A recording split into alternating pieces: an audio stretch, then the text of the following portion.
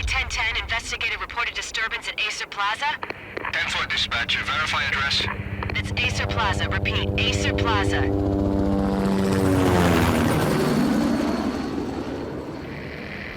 Shots fired on the rooftop. An assault in progress at Acer Plaza. Repeat, an assault in progress.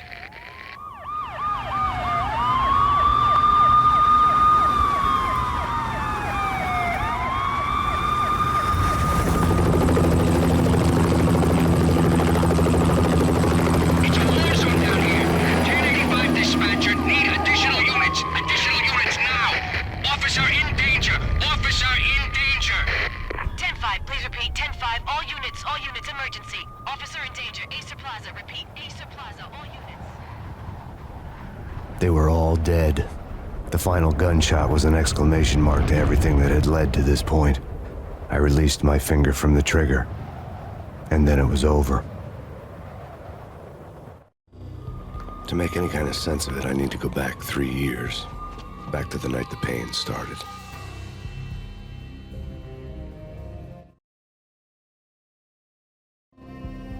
I was still in the force back then. NYPD, Manhattan, Midtown North Precinct, Hell's Kitchen. So when are you coming to work for me, Detective Payne? You'd make me work undercover in some hellhole. Sorry, Alex. Michelle and the baby come first. See? My last smoke. It's bad for the baby. That's you, Max. A regular Boy Scout. See, Alex. Still on for poker Thursday night, right? Like taking candy from a baby. Life was good. Sun setting on a sweet summer's day. The smell of freshly mowed lawns. The sounds of children playing. A house across the river on the Jersey side. Beautiful wife and a baby girl. The American dream come true. Honey, I'm home. But dreams have a nasty habit of going bad when you're not looking. The sun went down with practiced bravado. Twilight crawled across the sky, laden with foreboding.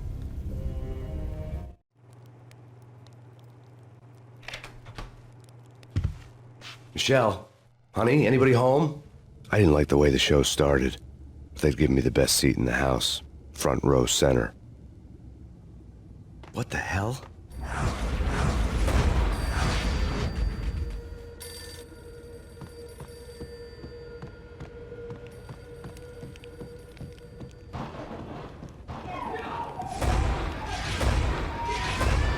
Michelle!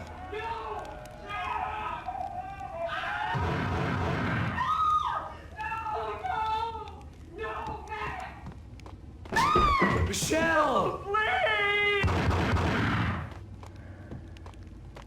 I'm gonna hurt you! It's coming. Freeze! NYPD, drop it! Coming! You're gonna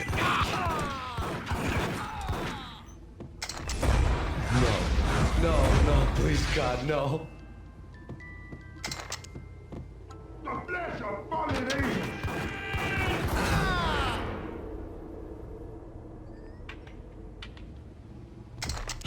No, God, no, please, Michelle. Oh, baby.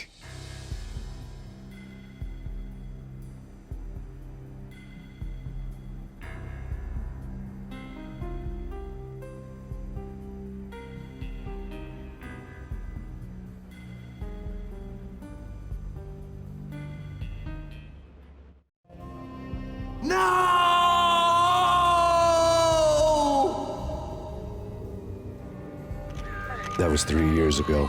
Everything ripped apart in a New York minute. The killer junkies had been high on a previously unknown designer drug, Valkyr, V. After the funeral, I told Alex I'd be transferring to the DEA. It took us 3 long years to get a break in the Valkyr case. Then, finally, 2 months ago, a dime dropper tipped us off that Jack Lupino, a mob boss in the Punchinello crime family, was trafficking. I went undercover. Infiltrated the worst mafia family in New York.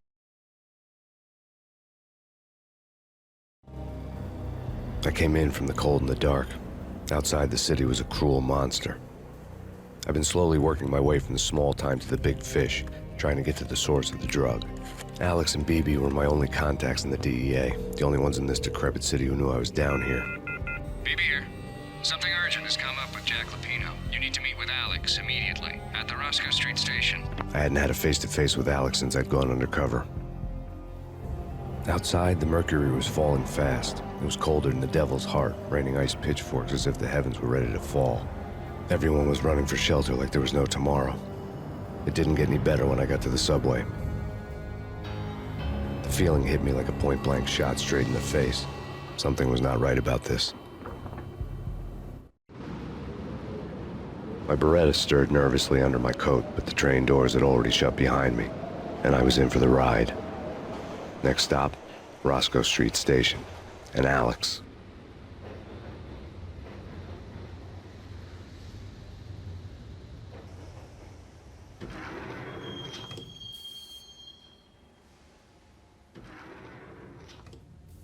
The station was drenched in gloom. Alex was a ghost, nowhere to be seen. I'd have to look for him.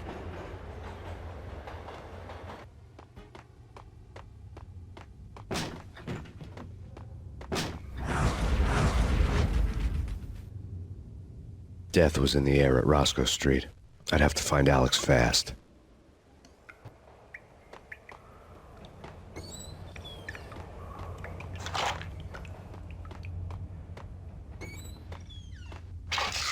The pills would hold the pain back for a while. Jake's supposed to take care of this.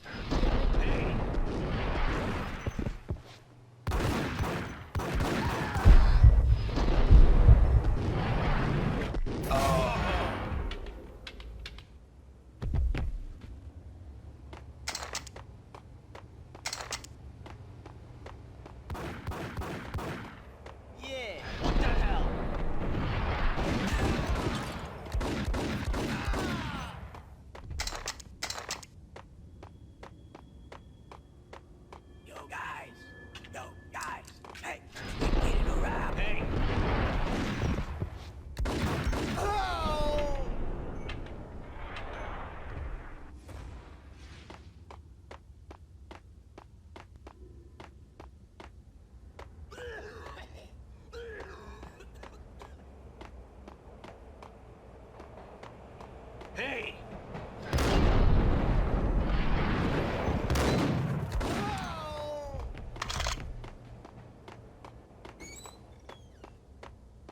True, true.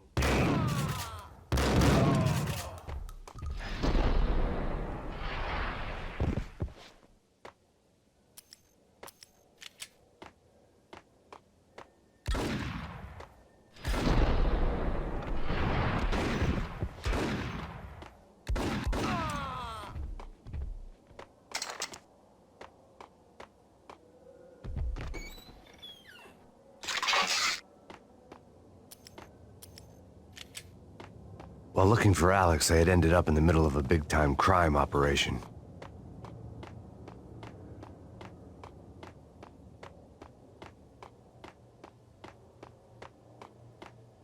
Kiss it goodbye.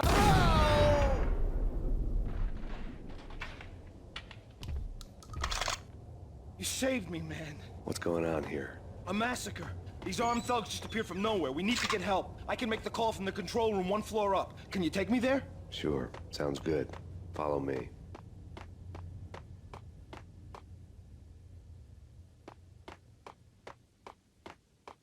Hey, where are you going? The control room's up the stairs. There's no time to lose. We gotta get to the control room.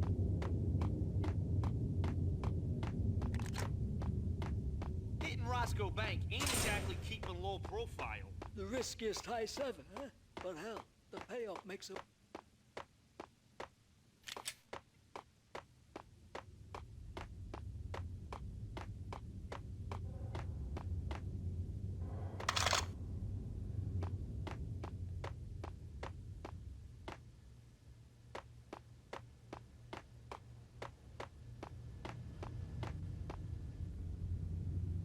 Home free. This way. What the hell?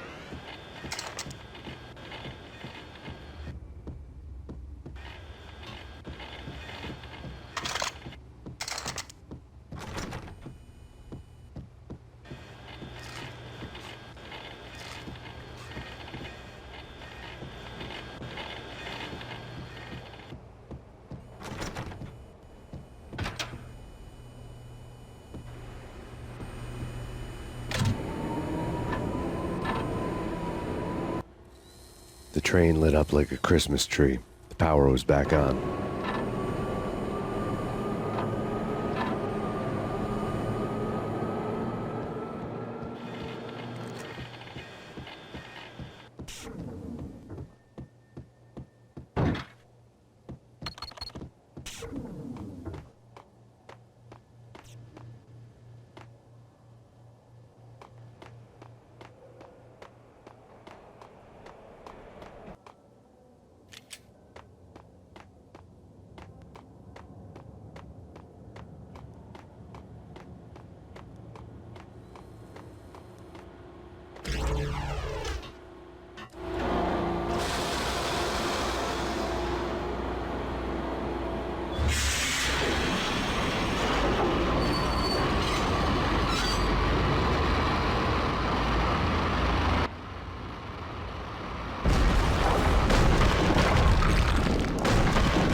So much for being subtle.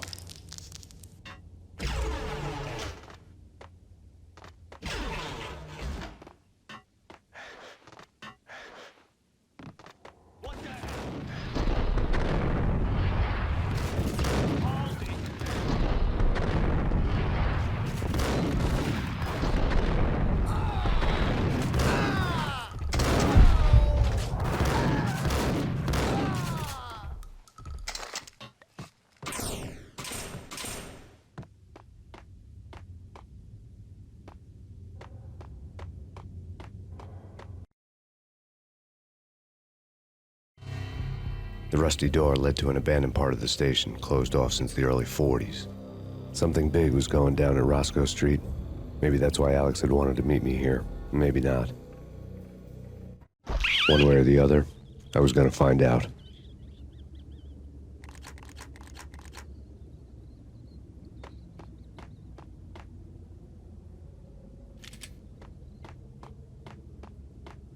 What was that? What the hell?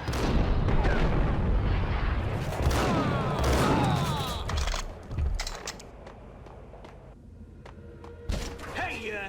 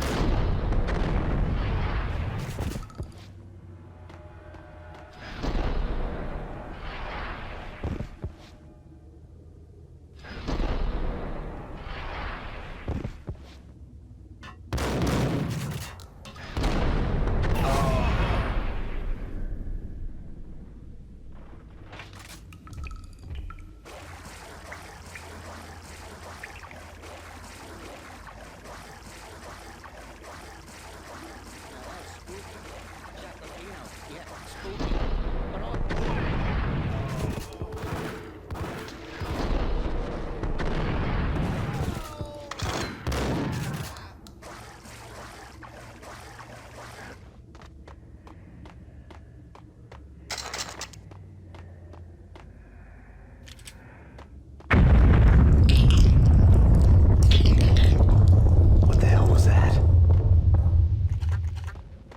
Hold on here. Give me the detonator. What are you talking? I saw.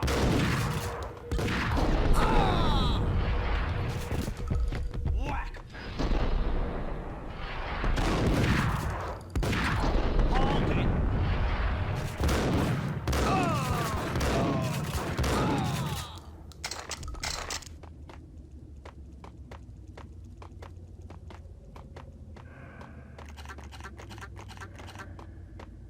The door had been welded shut ages ago and the bomb was missing a detonator.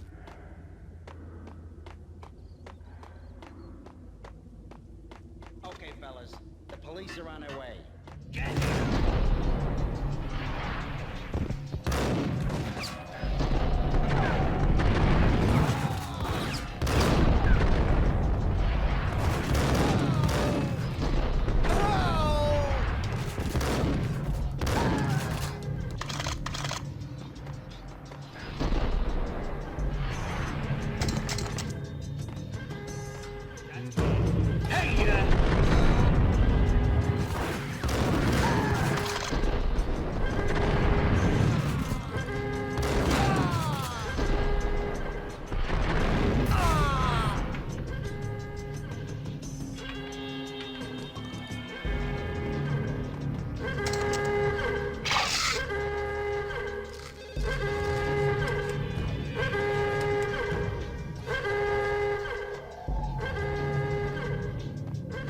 The bank robbers had left their tools on the table. Judging by the detonators, the crooks had bought enough explosives to send Lady Liberty into orbit.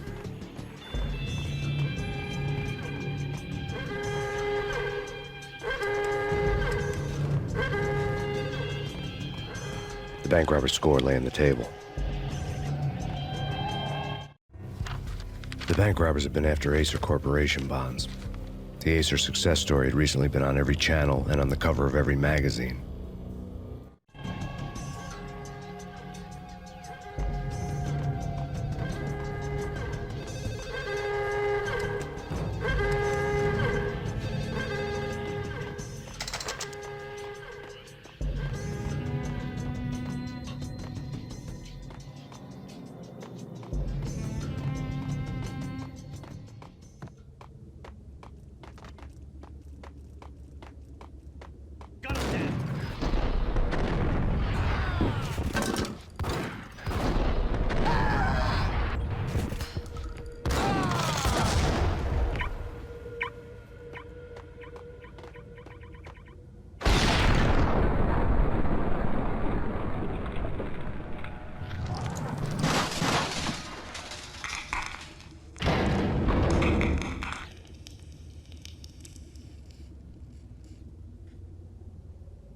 Hold it!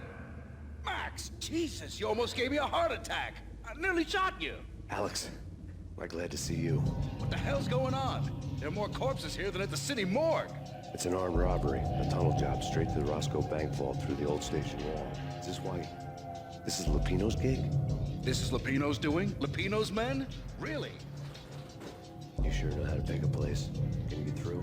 No, it's locked. We gotta get out of here. If it's Lupino, it's... Alex? Alex! There was nothing I could do. He was dead. I could tell by the empty, accusing stare of his eyes.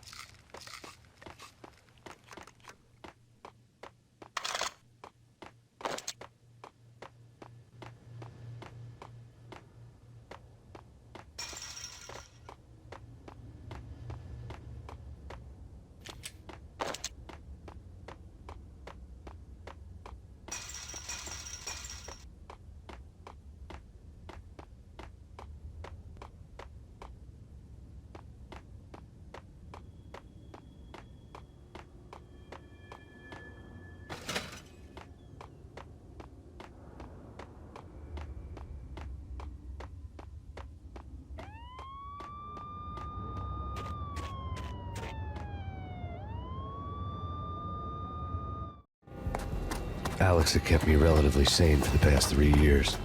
Now I didn't know how I felt. Somehow he had stumbled upon something big and ended up stepping on Jack Lupino's toes.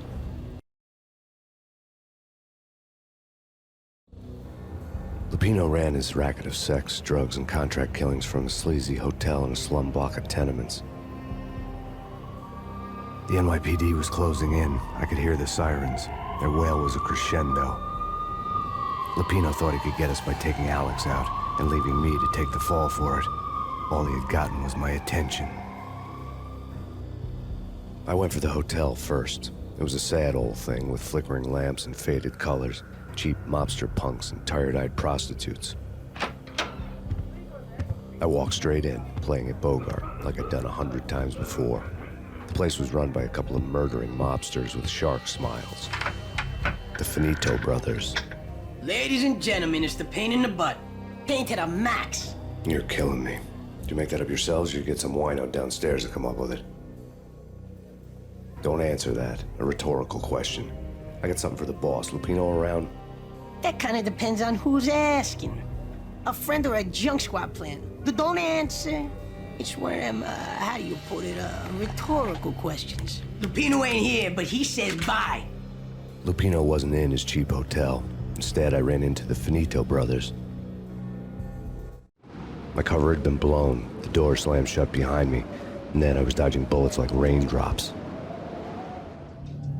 Pain in the butt. Ha ha! Pain to the max. Junk squad pig. Gotta take it to Marble City.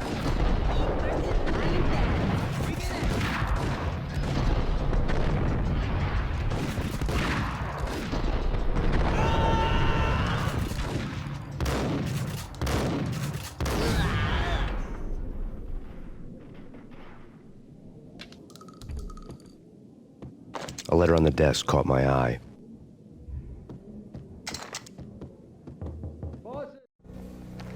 I had met Lupino only once. The gangster ran all his rackets through his right-hand man, Vinny Gagniti. Gagniti was a high-strung whiner on the verge of breaking apart, like an overamped Energizer bunny. He had the brains to run the business, but he lacked the balls, always falling short, taking his frustration out on underage addicts and call girls. The V deal goes down at your hotel. Jack's exact words, quote, "Vinny, you're in charge of this one," unquote. Rico Muerte's coming to see it through. Anything goes wrong and everybody's gonna get dead. Goes double for you. Treat this guy real good. Anything he wants, you give him. Don't screw this up or you're finito, finitos. A V deal meant added security, locked doors, and lots of nervous thugs with itchy trigger fingers. I'd seen nothing coming in, but that didn't mean it hadn't been there. Rico Muerte was a regular Kaiser Soze, a spook story told to keep the apes in line. 313. The Finitos had scribbled Muerte's room number on the note's margin. Everything all right? Bosses, Joey, Gilliam, you all right in there? They're not answering. Call the others. Tell them to come quick. Okay, but we can't wait for them. We gotta go in now. Bosses, we're coming in. It's Payne.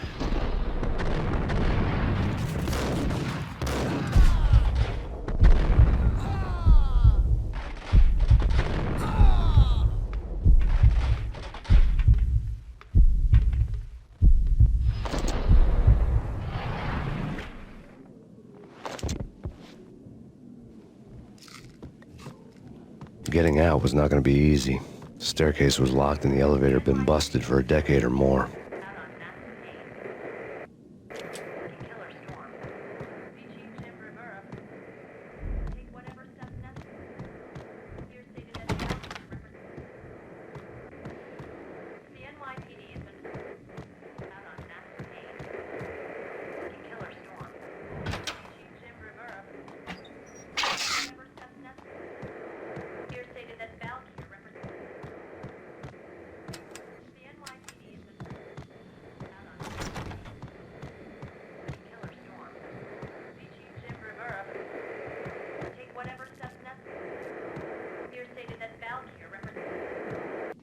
In his press conference today, the mayor stated that Valkyr represents a clear danger to New York and called for drastic actions to eliminate the problem.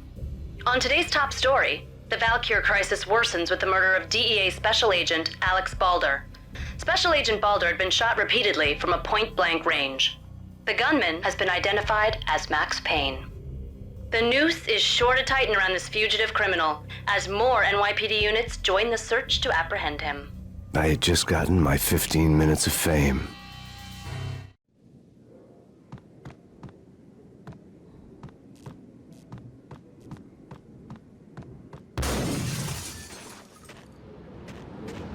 Yeah, something's wrong with the bosses. Payne's there and they're not answering.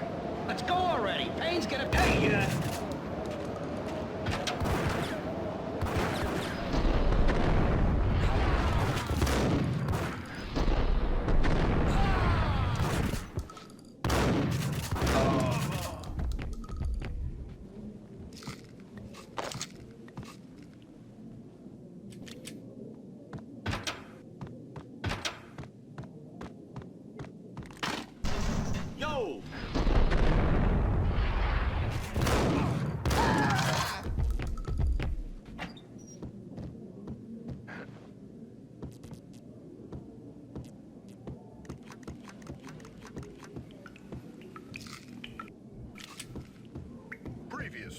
on lords and ladies. Lady Amelia, What Marty the? Valentine asks for an audience. Thank you, Lawrence. My lord. And now, an all-new episode of Lords and Ladies, brought to you in part by Acer Corporation.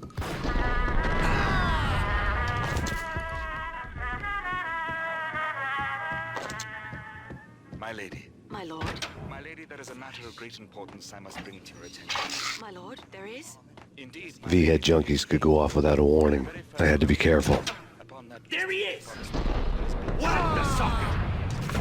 The colors of your hair. My lord, you should not speak so. But my lady, I must. My lord, no. I forbid you. This cannot be this. But why, my love, why? My lord, it is too dreadful. Do not force me to speak the words. My lady, I beg of you, I must know. I would rather die than not know. Yes, my lord, we should both be dead, for this shame is too great for the living. My lord, I am your long-lost sister. Piece of crap! Ooh, careful. Ice!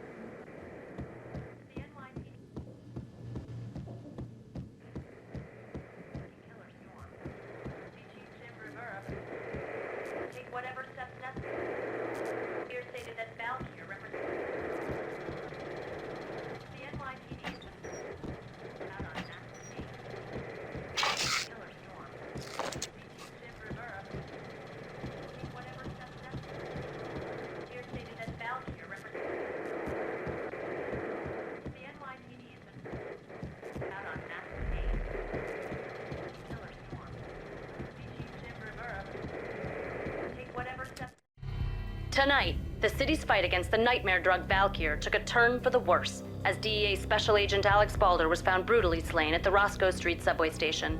A suspect was seen leaving the site only moments after the shots had been fired, and the NYPD is currently in pursuit of Max Payne, a repeated felon believed to be armed and extremely dangerous. And now the weather. The worst winter storm in recorded history continues to pound the city.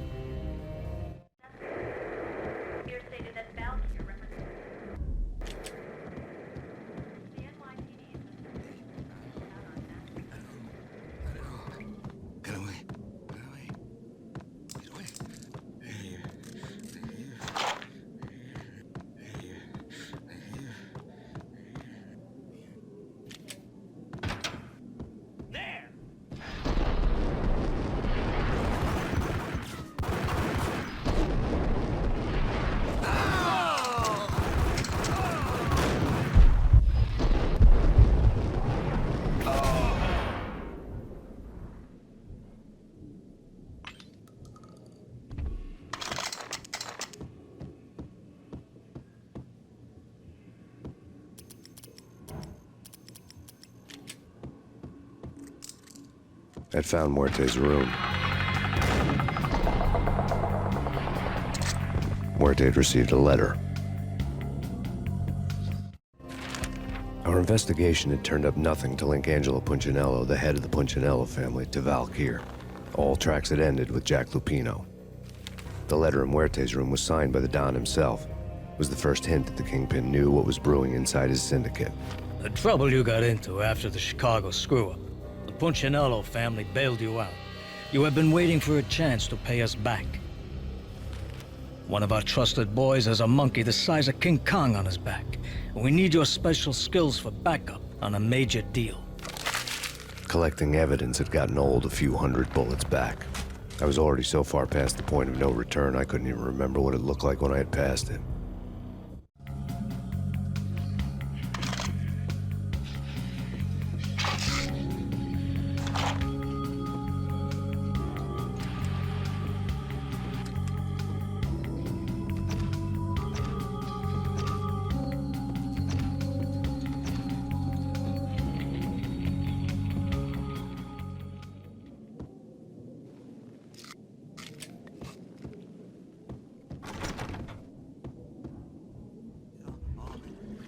Hey,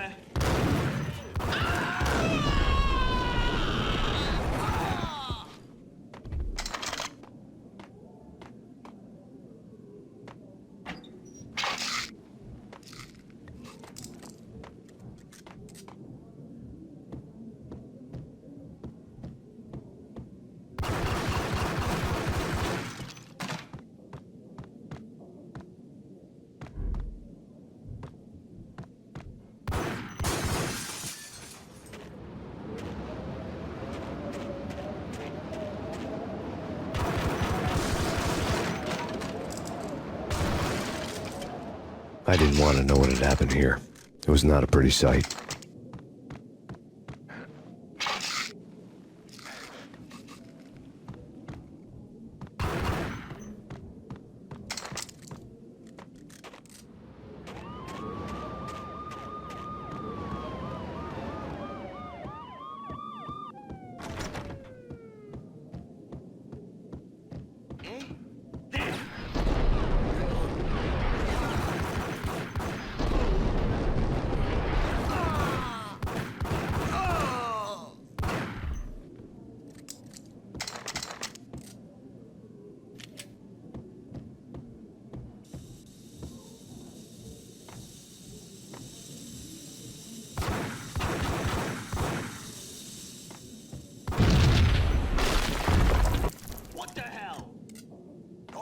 God damn!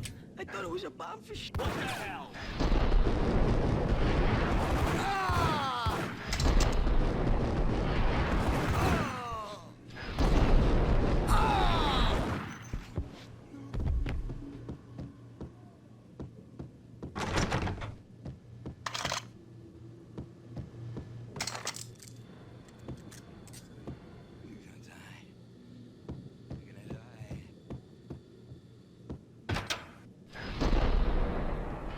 The hooker had left her diary on the table.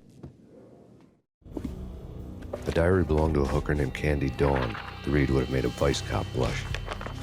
Had talks with the mystery hag over the phone again. Sent her the latest One-Eyed Alfred tape. As long as the hag keeps paying for the tapes, the old man could come every day for all I care. She had a nice sideline, making secret X-rated flicks of her clients and selling them to the highest bidder. It would get her killed if her V-fix for the day didn't do it first.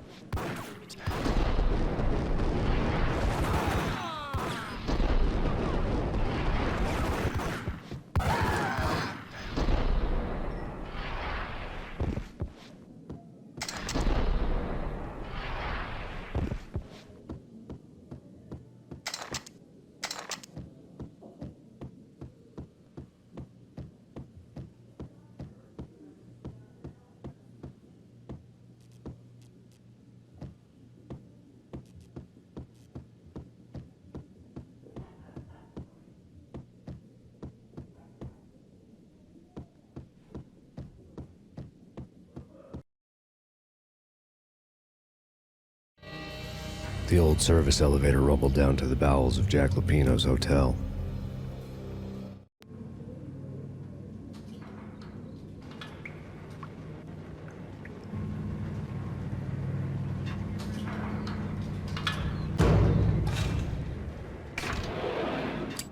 It was freaking crazy. The cops were doing a full-scale siege next door. Ice 'em.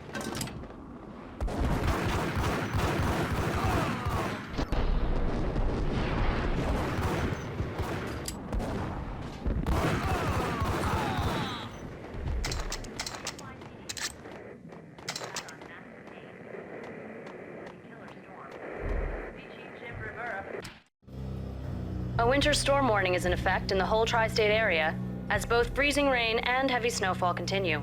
Many roadways are already closed, and people are advised to stay indoors. The severe blizzard has ravaged New York for 3 days now, with no end in sight. We'd been snowed from the start in the Valkyr case. The forecast said there was plenty more where that had come from. But the snowbound city was on my side. Less chance of innocent bystanders getting caught in the crossfire.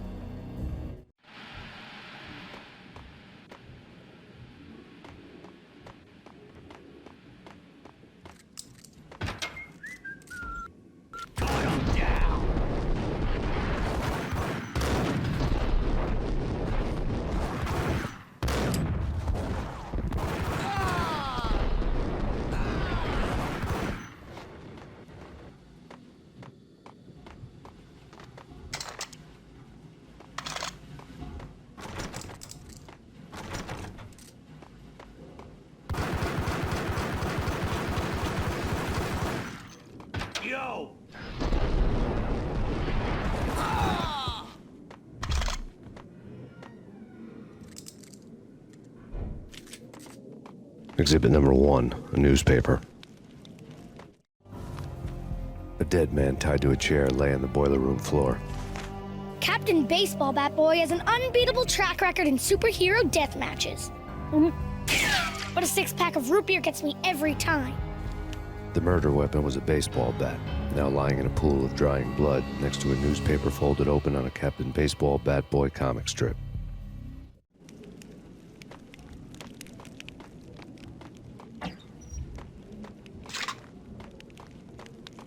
Take vampire movies. Why are they always set in L.A. or Mexico? They can't even get a tan. For God, I'm down! Ah!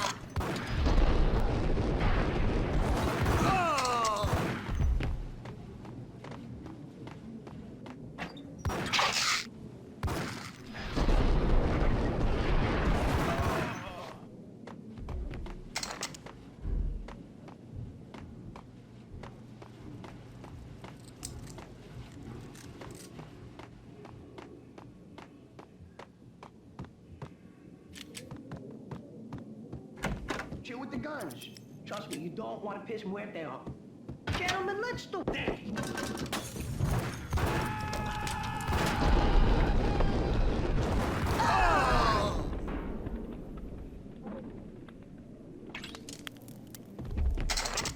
A lifetime ago, this would have gone down as a narcotics arrest.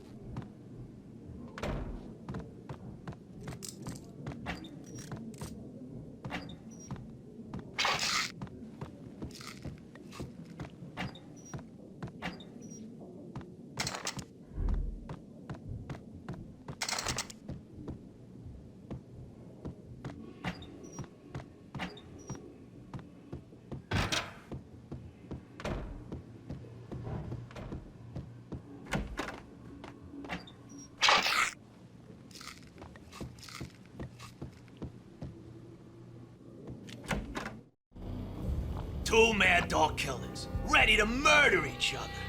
They step into the next room, and I'm thinking, now they're gonna do it. But no. They sit down in front of a TV and solve their differences with the Kung Fu fighting video game. I tell you, Candy, I was so depressed, I strangled them both with the video game cables. Oh, Rico, you're so bad. I am, ain't I?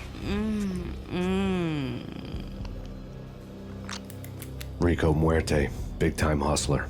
Who the hell? It's that cop. Muerte went for his gun.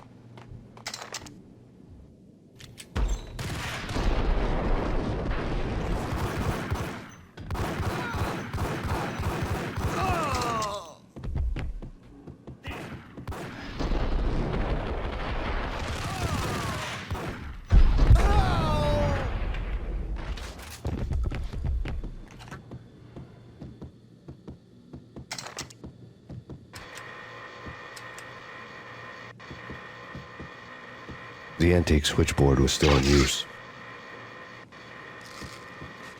There was an old telephone switchboard in the back room of the reception area, the kind that made phone tapping child's play. It wasn't hard to picture a fat pimp sweating with headphones on, listening to his hookers talk dirty and fake orgasms over a web of party lines, the blood veins of New York. Right now, there was a different set of moans and groans going on. Boss, Corneli, this is Max Payne. He came, started capping us. He killed him. Are you freaking kidding me? He's just one lousy cop. You better be freaking kidding me. Whack him. What's the freaking problem? Hello? Answer me. Hello? The word was out. A deadly virus released into the city's corrupt circulatory system. Something wicked this way comes. Max Payne at large.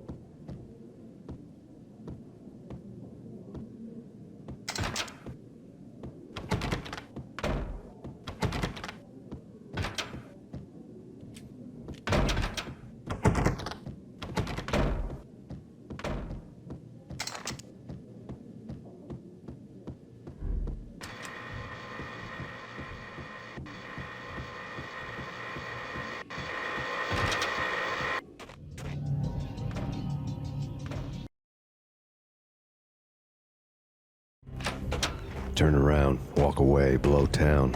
That would have been the smart thing to do. Guess I wasn't that smart. Lupino's tenement buildings were a seedy hangout for all kinds of sleaze. A liquor store, a pawn shop, a laundromat full of mobster bookies and loan sharks. The list went on. The how and why of it was a mystery to me, but they knew I was a cop. They knew I was coming, and they were going to get real trigger-happy about it. I got to see Lupino's hangout all lit up. A bomb went off, turning snow into liquid gold. A pillar of fire lifted the remains of a car straight up into the air. The flames were highlighted on the hood of a black Mercedes-Benz as it coasted down the street real slow, as if the driver didn't have a worry in the world. I got a good look at the man riding shotgun. It was Vladimir, the head of the local Russian mob, the fly in Don Punchinello's suit. The ringing in my ears was the sound of a mob war being waged.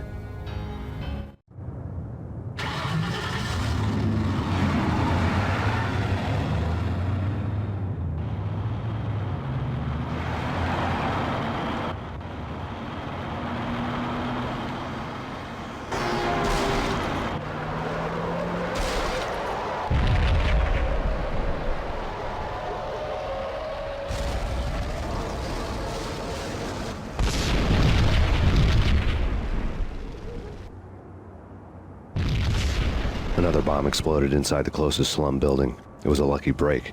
The goons inside were spooked, but luck always came with a price tag. More bombs could still be ticking inside, and the cops would already be on their way. Jack Lupino's suite was on the top floor. At least it used to be, before the explosive makeover.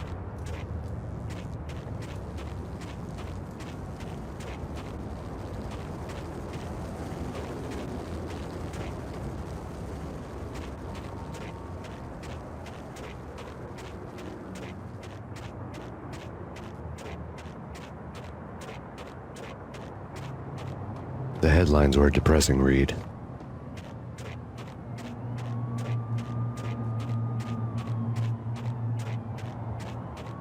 I don't know, man. I don't know about this. Quit worrying, eh? Think of it as Christmas. The Russians are Santa. Damn!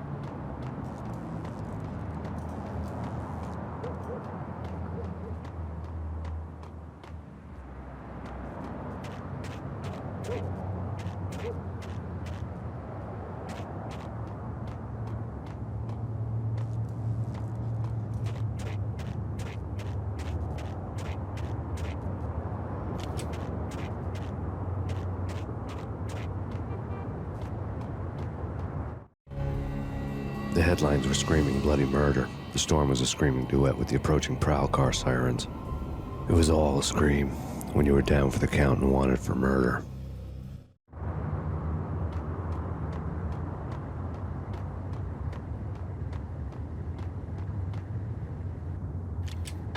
Hold it!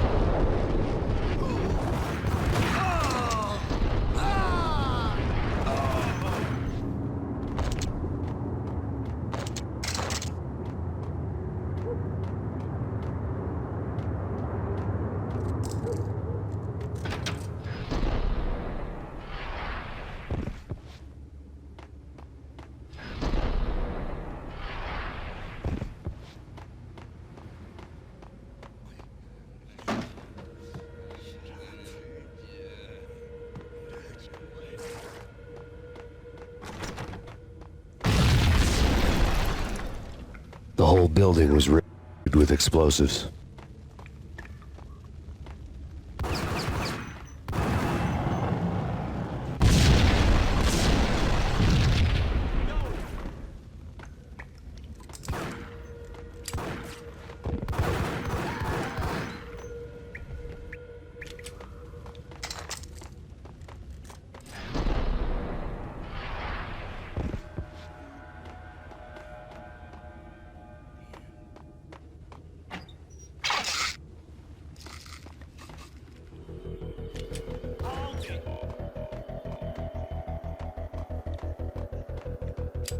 Hey, yeah.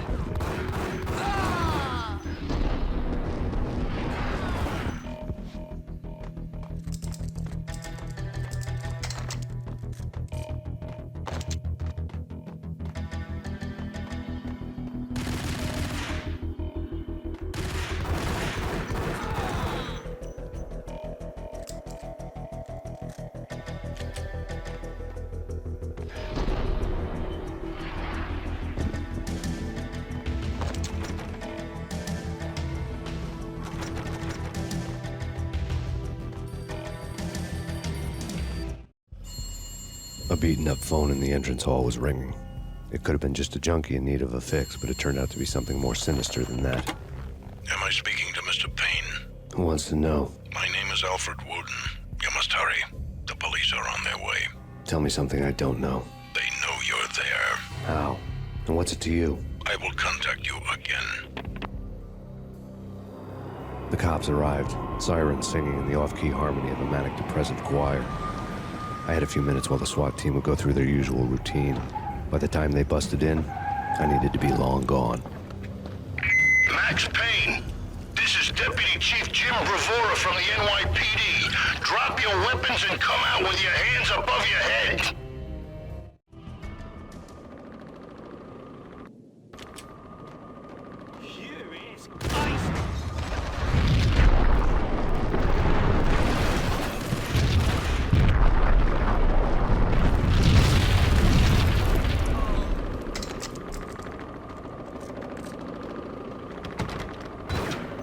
Someone had left a letter on the counter.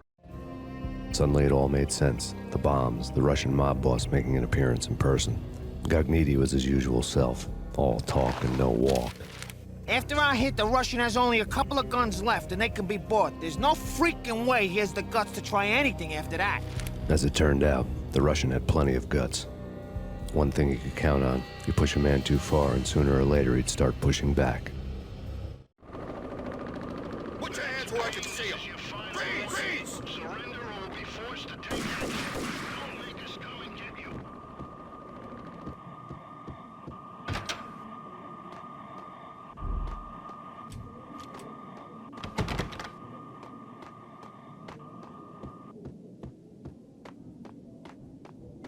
There was a key on the shelf. Put your hands where I can see them.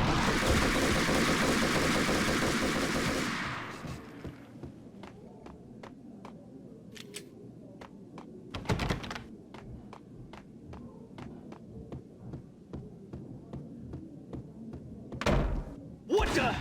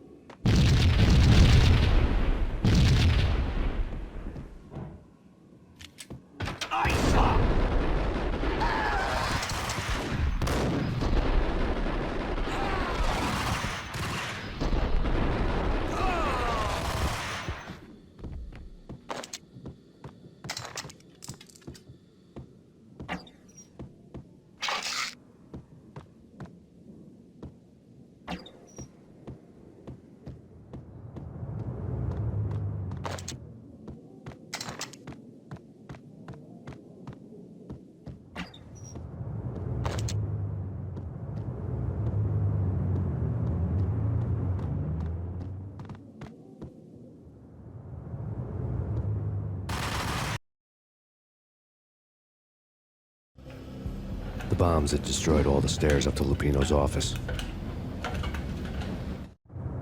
the alternate route led there by way of adjoining rooftops.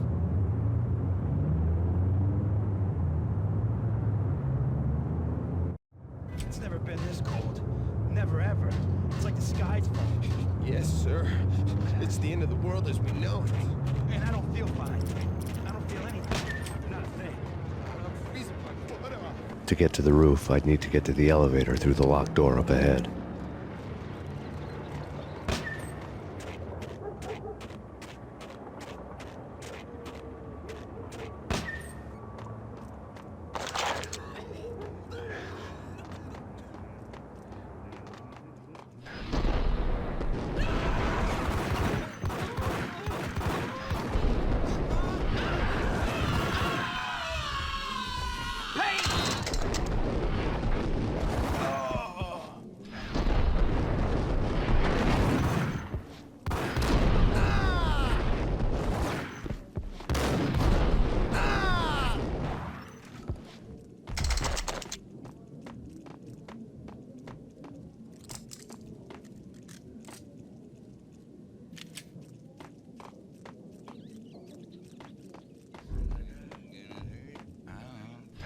Hold it!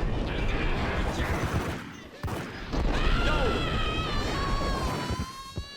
What the?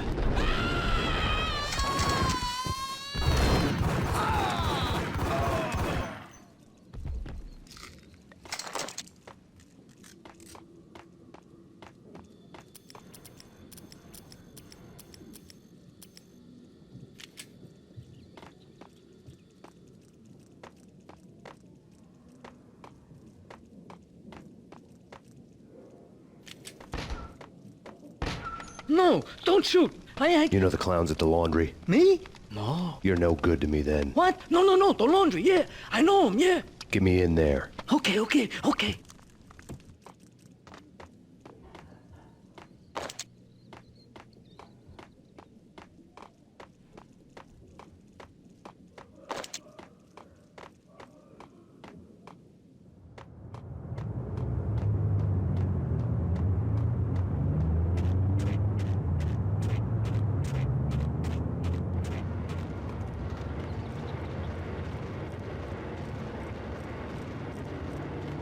It's me. Open up.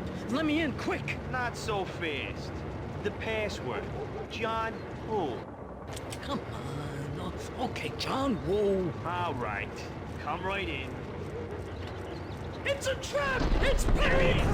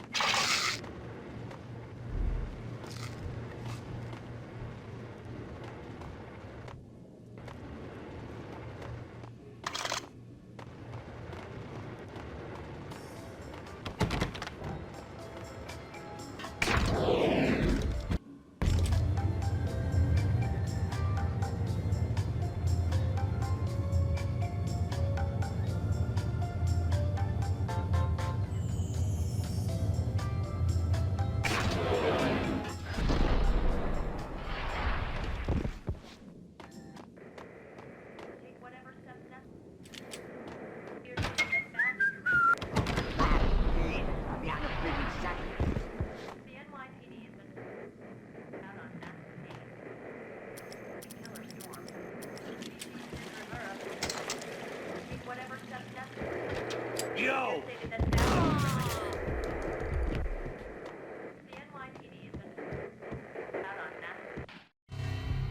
New York City is in crisis tonight, with reports of Valkyr-related gang war in the streets of the Bronx. Apparently, Max Payne, wanted for questioning in connection with the slaying of a DEA special agent earlier tonight, is waging a one-man war against his former partners in crime. Among the listed casualties so far are notorious mafia members Joey and Virgilio Finito, as well as Rico Muerte, himself a fugitive from the law, and a suspect for several murders in the Chicago area. The NYPD has been placed on full alert. A citywide APB has been put out on Max Payne. Deputy Chief Jim Bravura has promised to take whatever steps necessary to bring him to justice. What those steps may be remains to be seen. For NYCNN TV News, this is Kira Silver.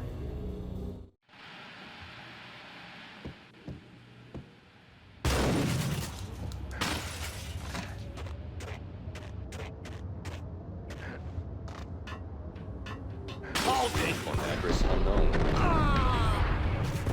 I don't want to go there. It's the last place I want. That's where I always end up. Only, it's not me talking to that pink flamingo, but someone who looks the part down to the finest detail. Except that he's evil. I'm hiding in the shadows and watch all unfold. The flamingo speaks. He can speak. It says,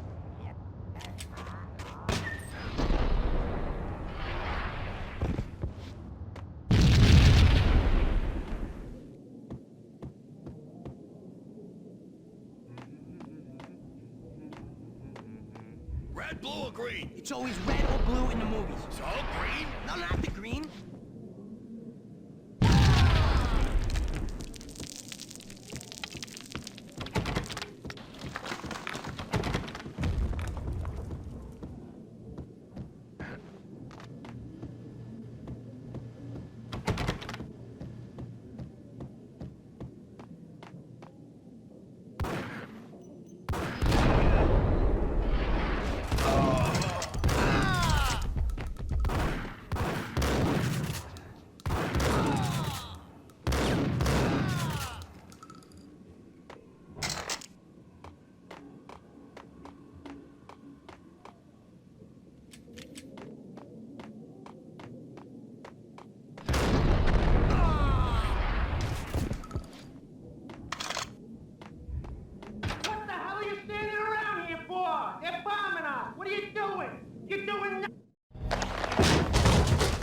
Vinny Gognitti, just the man I've been killing to see. Payne? Freaking fed! I knew from day one there was something screwy about you. What do you think you're doing? You're a freaking cop. You ain't got squad on us. You can't just come in here waving your piece like it meant something. Yeah! Oh my God! Oh God, you shot me! Ah! You're dead, Payne! What the hell are you waiting for, you apes? Kill him! Kill him! With pleasure, boss. Gognitti bailed. I made like Chow Yun Fat.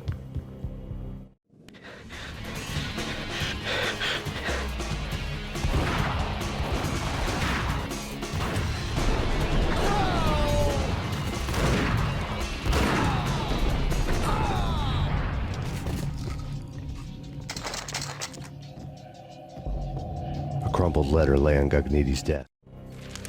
The letter was addressed to Don Punchinello, but Vinny had never had the nerve to finish it. Jack's gone voodoo. Just the other night, he shot Dino because he wanted to see what his brains looked like splattered on the wall.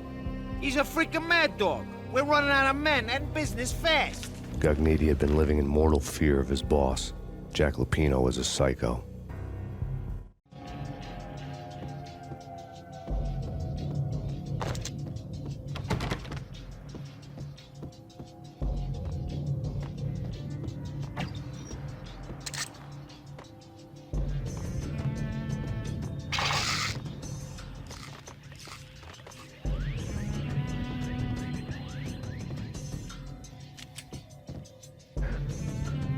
Vinny Gognitti was running scared.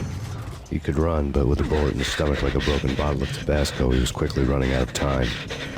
He knew where his boss was, and I wanted to square things up with Jack Lupino. Gognitti would be moving fast. I don't know about angels, but it's fear that gives men wings.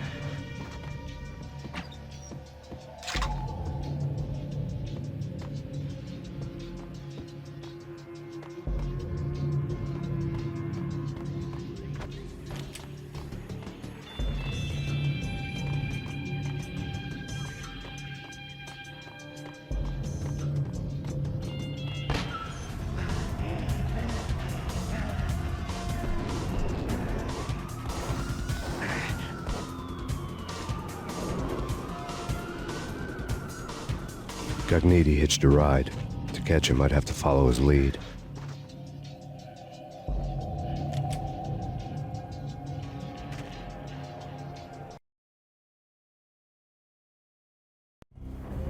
This was my second train ride of the night. The way it started didn't promise anything better than the last one. Freezing wind tearing at my face like sandpaper and razors, ice hard and slick under my hands and feet. And somewhere in the background, the wail of sirens, the city howling after me. New York sped by in fast forward. Dark rooftop water towers and a dead forest of antennas and chimneys, all a blur. When the train he was riding slowed down, Gognitti made his move.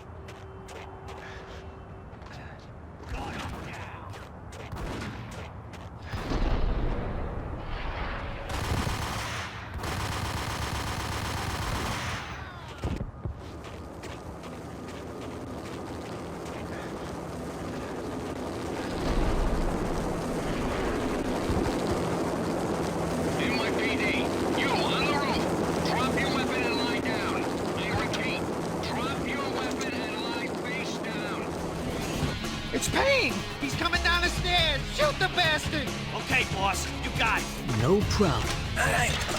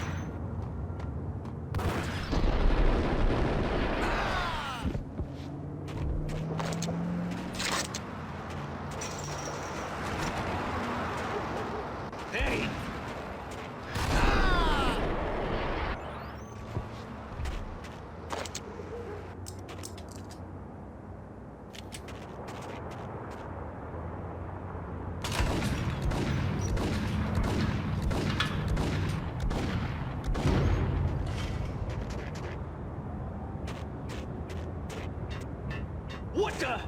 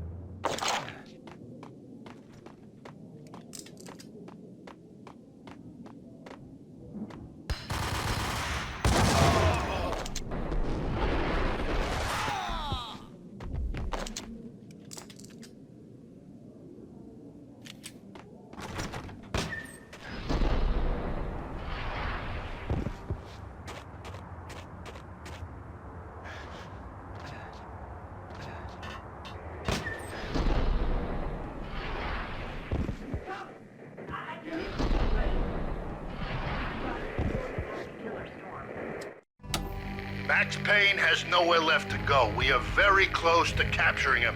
You'll get a full statement then. Right now, I've got better things to do, ma'am. That was Deputy Chief Jim Rivera from the NYPD with no further comment at this time. Apart from his suspicious food habits, I figured Bravura to be one of the good guys. Fate had just dropped us on different sides in this. But when it came to capturing me, he was way out of his league. I had already ditched the cops a couple of rooftops back. For now. Okay, this is it. Any moment now, Payne's gonna bust through that door with murder inside. It's either him or us. I, for one, am gonna pump the SOB so full of lead, they'll need a forklift to carry the coffin to the grave.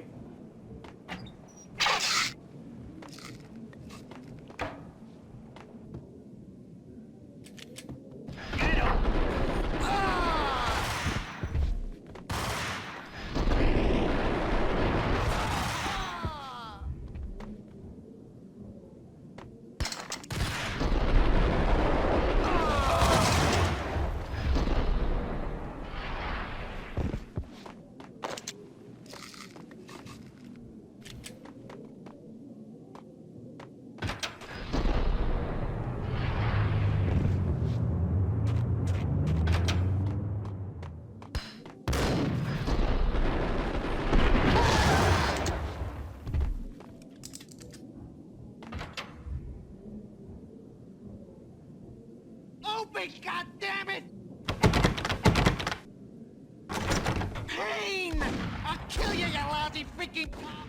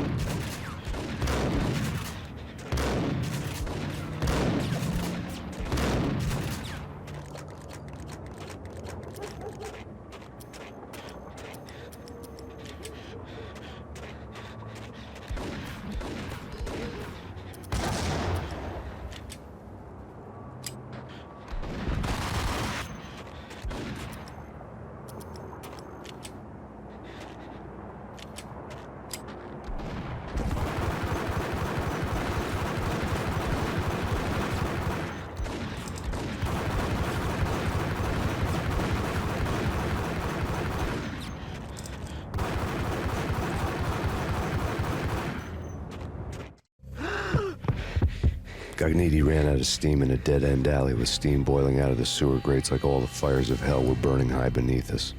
It was shakedown time. Where's Lupino? Screw you! Bad start, Vinny. Ah! Police brutality! I rate pretty high on that. You can't just hurt me in cold blood? Just keep telling yourself that. Listen good, Candyman. I'm not gonna be anybody's fall guy. I want to know where your boss is hiding. There was no glory in this. I hadn't asked for this crap. Trouble had come to me in big dark swarms. The good and the just were like gold dust in the city. I had no illusions. I was not one of them. I was no hero. Just me and the gun and the crook. My options had decreased to a singular course. I'll tell you, just don't hurt me no more. Lupino's at Ragnarok, the nightclub. Book me, take me, hold me to the freaking jail, just don't hurt me. Your rights will be ready. Ragnarok was Lupino's private nightclub, a den of drugs built into an old theater. I knew what waited inside. V-head junkies ready to explode in random acts of senseless violence, and Lupino's goon squad, the worst stone-cold killers this side of hell. Ragnarok was as inviting as a headache, flickering and flashing to a machine gun beat. The belly of the nightclub was a gothic theme park that began with bondage games and led to the nasty stuff from there.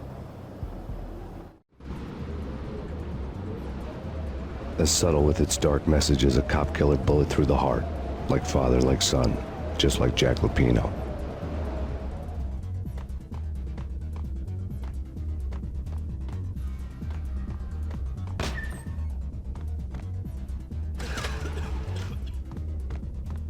Get up!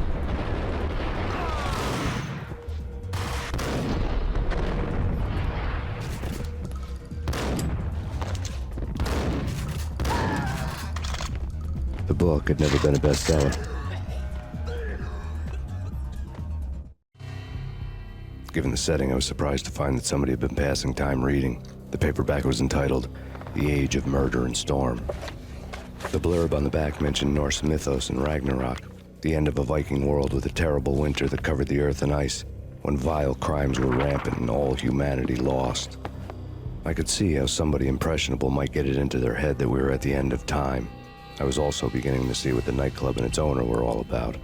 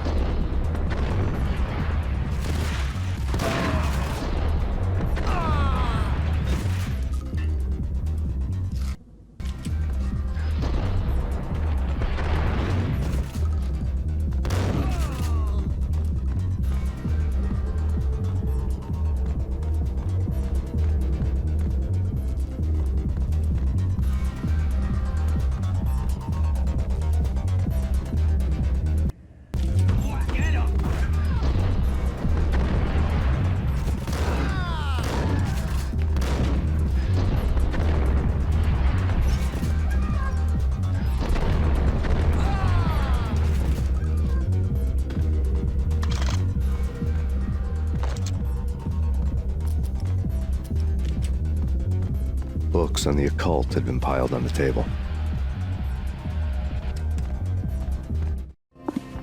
The room was stacked with light reading, such as Necronomicon, Witchcraft, and Paradise Lost. Old exotic titles like Malleus Maleficarum and De Umbrarum Reini Novum Portus. Books with pentagrams on their covers, all dealing with the occult and the infernal, lying between stacks of horror videos and a couple of Ouija boards. The only thing I could take seriously was the thought of Lupino taking it seriously. He had been spending a lot of time getting intimate with the guy downstairs.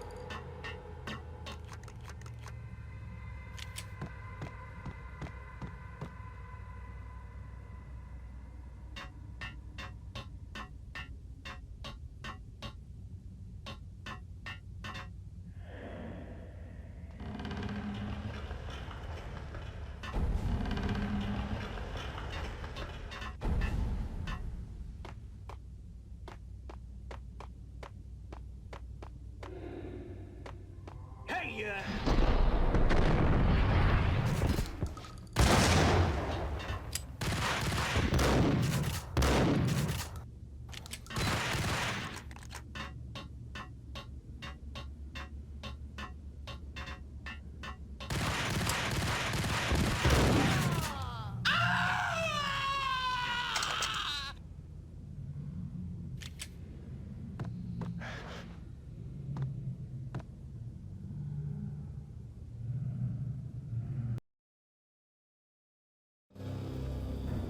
The backstage area led to Lupino's inner sanctum. The hot air inside was like an invisible wall, thick with incense and something else, a sickly sweet smell that made you gag. This was the rotten core of the Big Apple. Lupino lurked somewhere ahead, like a spider at the center of his web, waiting. The vapors in the air started to make my head swim. Torn pieces of a letter lay scattered on the sofa.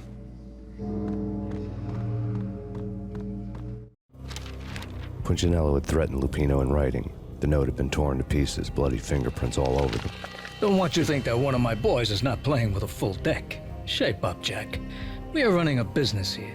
I'd hate to send the trio to strong-arm you. The trio were the Don's notorious henchmen. It was obvious that Lupino hadn't been intimidated by the threat.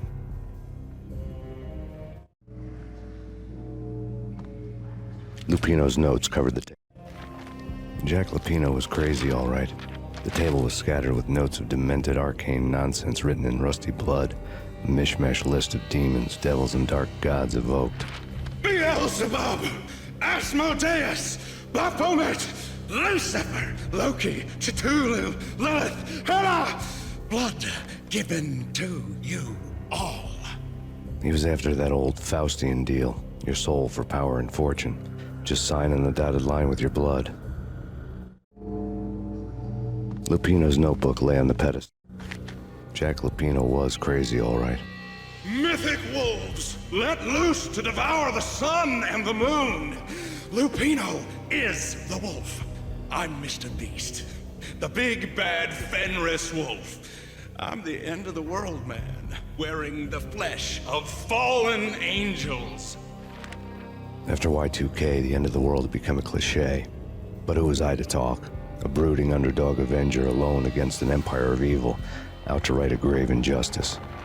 Everything was subjective. There were only personal apocalypses. Nothing is a cliche when it's happening to you.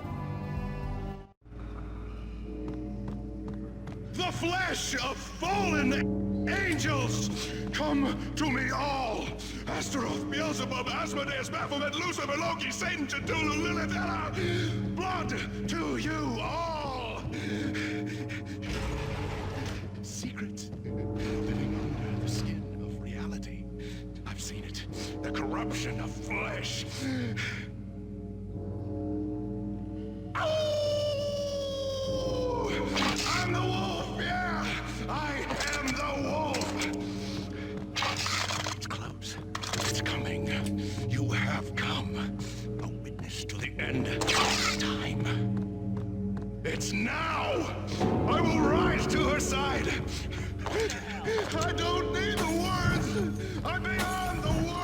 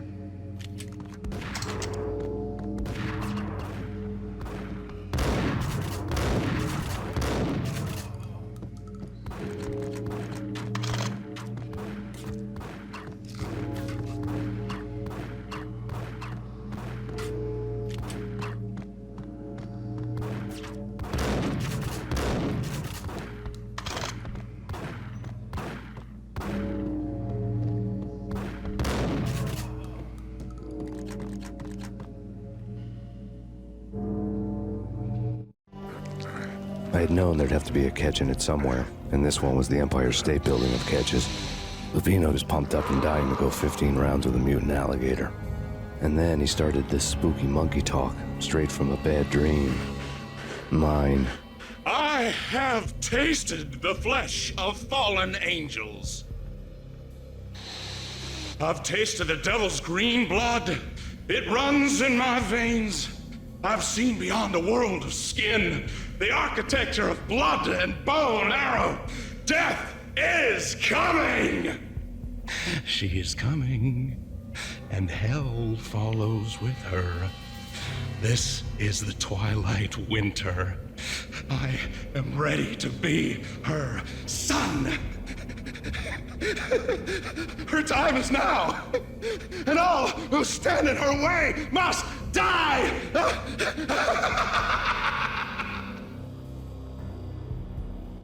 Die! You'll die! You'll die! Now! All die! Oh!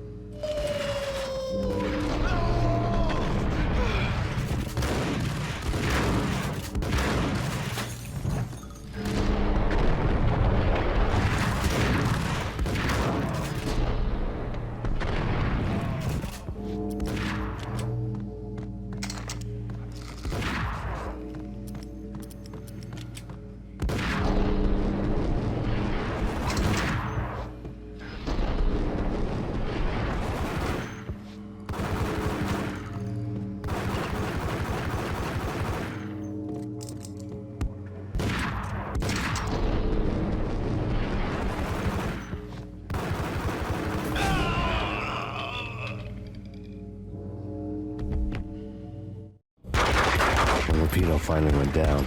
I wanted to make real sure he'd stay that way. V was a bad monster. Turned them into friggin' zombie demons from outer space. I think he's dead already. Huh? And that's when it happened. But dead or not, you've got the wrong guy. In stepped this knockout femme fatale holding a gun to my face. Lisa Punchinello. Lisa Punchinello was the Don's wife. Mona Sachs. Lisa's evil twin. Your safety's off, evil twin. You might hurt someone with that gun of yours. Lisa's the damsel in distress. I'm the professional. I'd blow you away without batting an eye. Sure, and you can check out my credentials splattered all over this joint. Jack couldn't have framed you. Not the state he was in. We're after the same slime bag. Angelo Punchinello's the one who murdered your friend and framed you with it. You know this for a fact. I've got my sources. I don't have a clue these days. I just shoot them as they come. Who put a contract on the Archfiend? This one's mine. I hate the guts of that sadistic wife-beater. Why not pool our bullets for this one? I thought you'd never ask. My finger was starting to twitch. How do you like your whiskey? I'm easy, as long as you don't try to slip me a Mickey. You're a real angel, Max. It was good stuff. Tasted sweet as honey going down. Nothing personal. Can't risk you going berserk and getting Lisa killed.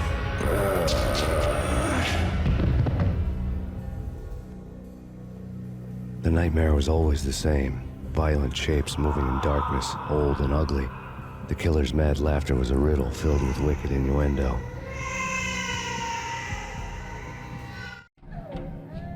Somewhere, the baby was crying.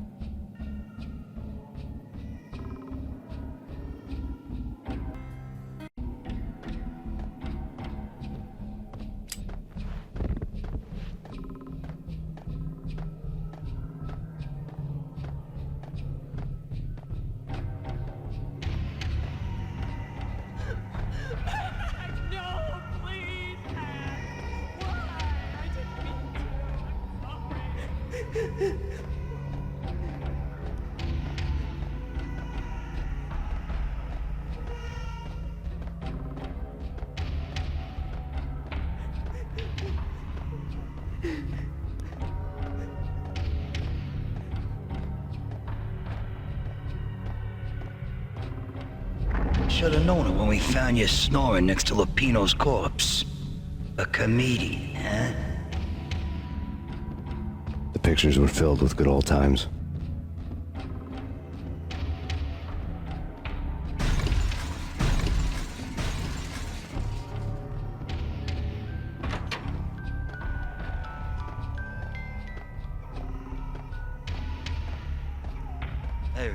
to watch cartoons.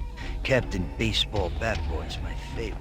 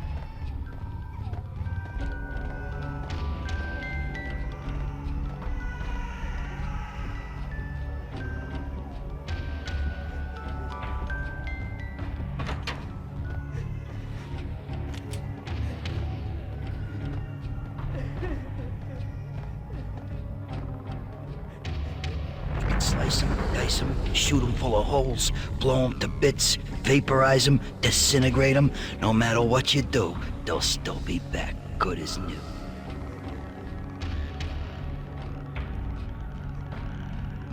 Michelle's diary lay on the table. Max, no, please, Max. Why? I didn't mean to. I'm sorry.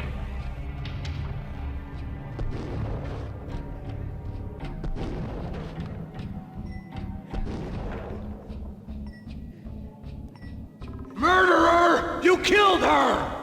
Nothing like that ever happens in the real world.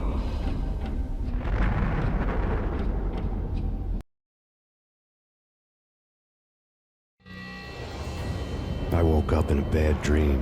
My head felt 2 sizes too small for my brain. Max Payne. I envy your name. And the killer was smiling. Pleased to meet you. I'm Frankie the Bat Niagara. Niagara, as in you cry a lot? He had a baseball bat and I was tied to a chair. Pissing him off was the smart thing to do.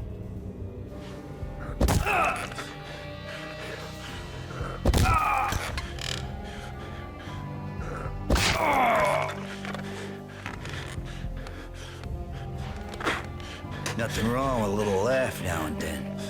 Take me, for example. I love to watch cartoons. Cartoon violence is a fascinating thing. Let's take a break. I need to take a leak and maybe grab a cold one at the bar. Don't worry. I'll be back to finish this off. And then, it's checkout time. You play, you pay, you bastard. He swaggered out, and the door clanged shut behind him, locks clicking into place. Everyone makes mistakes. Mine hadn't been to crack jokes about the goon with the bat. He'd have cracked my skull regardless. It hadn't even been to trust a girl with a gun. I had blindly gone after the first bad guy on my hit list when I should have been aiming further up the ladder, at the head of the Punchinello family. I couldn't bring myself to be pissed at Mona. Guess I had a soft spot for her pretty face.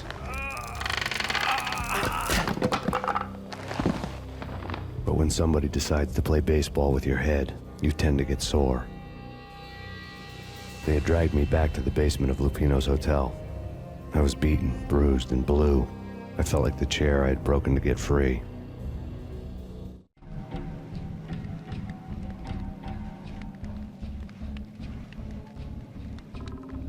All I had was Niagara's bat, sticky with my own blood.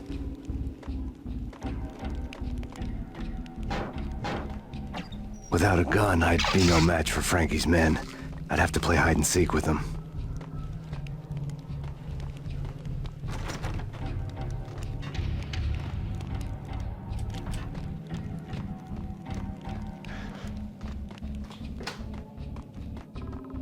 It's Frankie's turf.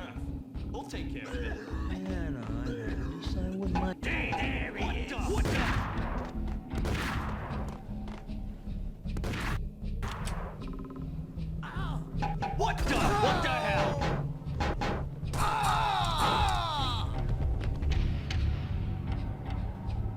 Hold it.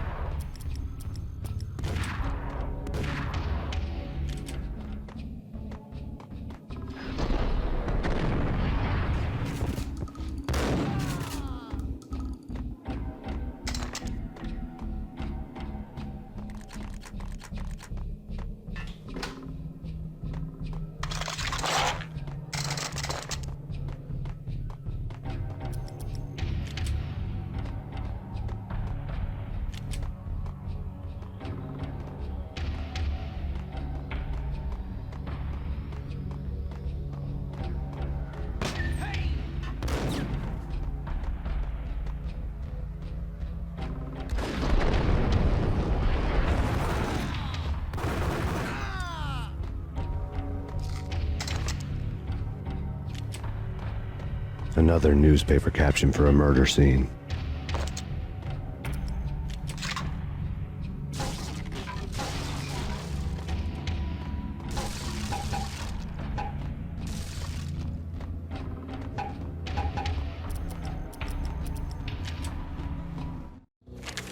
Frankie had left his calling card, a Captain Baseball bat boy strip, next to a sewer passage filled with bodies.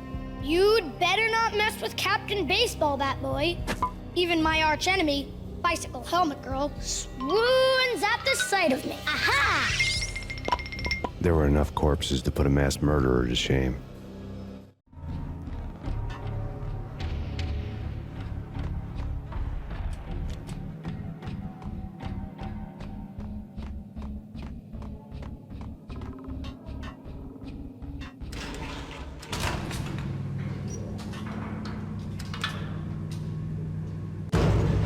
There he is!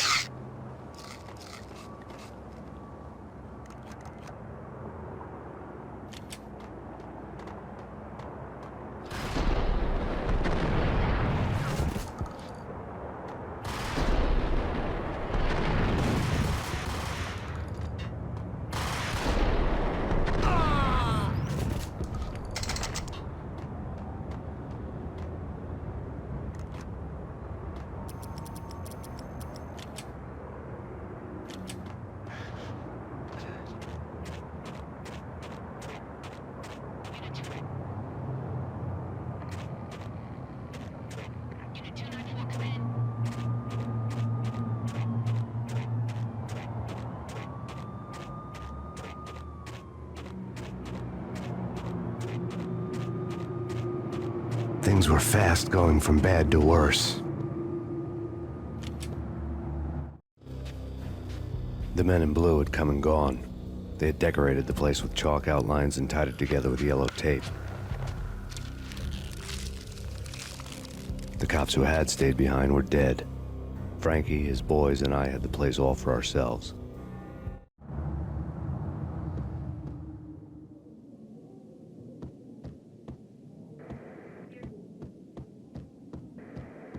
Just forget about it. Just forget about it. Hey, just forget about it. That crazy witch, you should have heard her. She was a real scream when the boys caught her trying to cap the Don. Oh, that's friggin' bad. To the trio? That's even worse than what Frankie's doing to that poor bastard downstairs. She's gonna take a long time to die. The mobster muscle on the phone was talking about Mona. Punchinello's trio were nothing but bad news. It's Payne.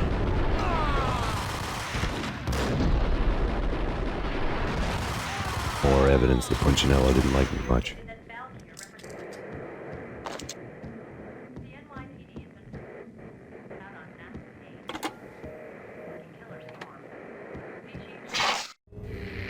The fact remains that all the victims so far identified in the Ragnarok shooting have been known criminals, many of whom had large doses of V in their blood. Reliable sources say that Max Payne was also among those killed, although no body has been recovered at this time. Reliable sources. That meant somebody thought the Mafia had me, didn't want the cops snooping around anymore. The body would be delivered to them barely recognizable. Case closed. Don Punchinello had the power to be that reliable source, which was no news. But his news was old news. Framing me hadn't been enough. Don Punchinello had put a hit on me. He wanted me dead, and it had been important enough for him to give written instructions to Frankie about it. Max Payne should die like a dog for the trouble he's caused. Frankie, I know I can trust you to give this matter the dedication it needs.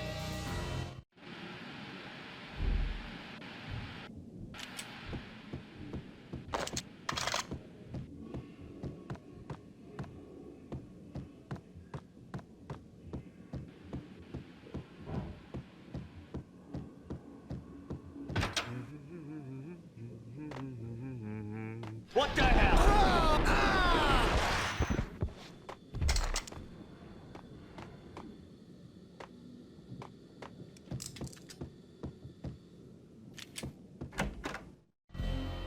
The hotel bar was fast developing quite a history. True to his words, Frankie was there, having a beer. Jesus Christ. How the hell did you get loose? Got bored waiting. Thought, what the hell, we could just as well finish this here.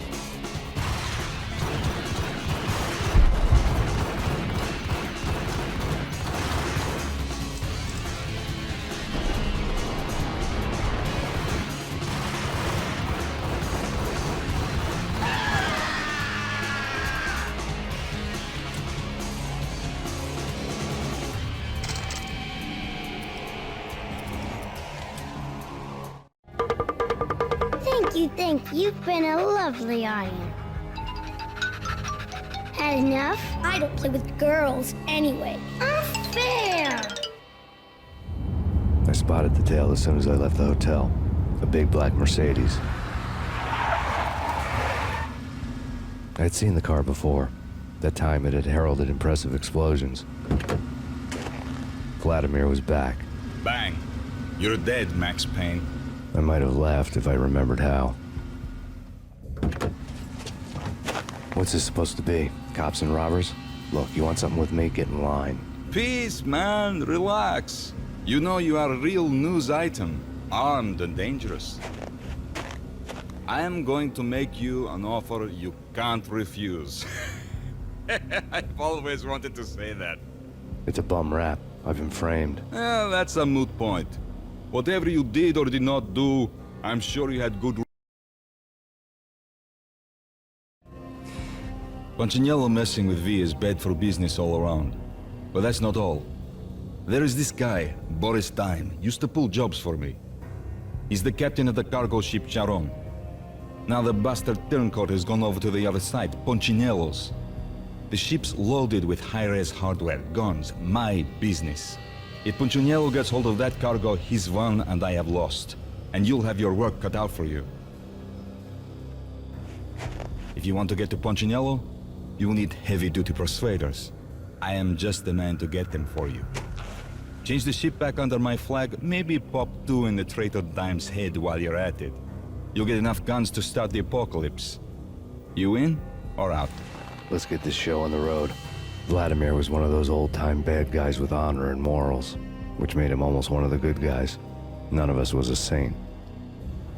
The Brooklyn riverfront was a maze of rusty containers, sharp-boned cranes looming up from the snowstorm. On a night like this, you couldn't help but think of the dark army of dead men sleeping with the fishes, cement shoes in line.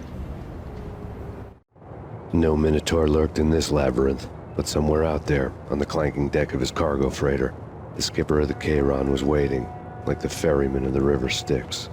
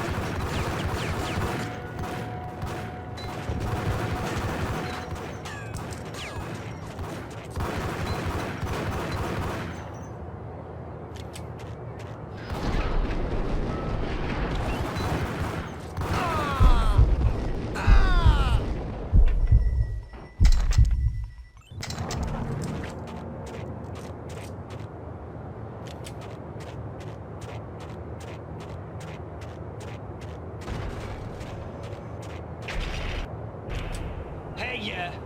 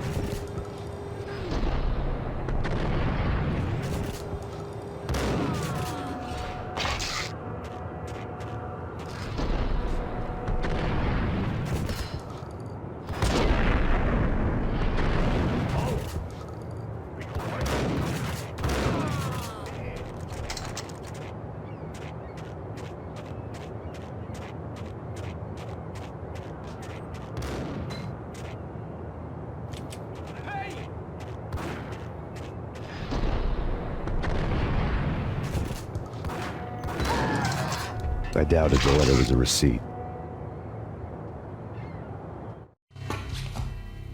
Rico Muerte had come to town to do more than just sort out family troubles. Exhibits number 1, 2, and 3. A briefcase of money, a sniper rifle, and an envelope with one word neatly printed on a folded piece of expensive paper. Mayor.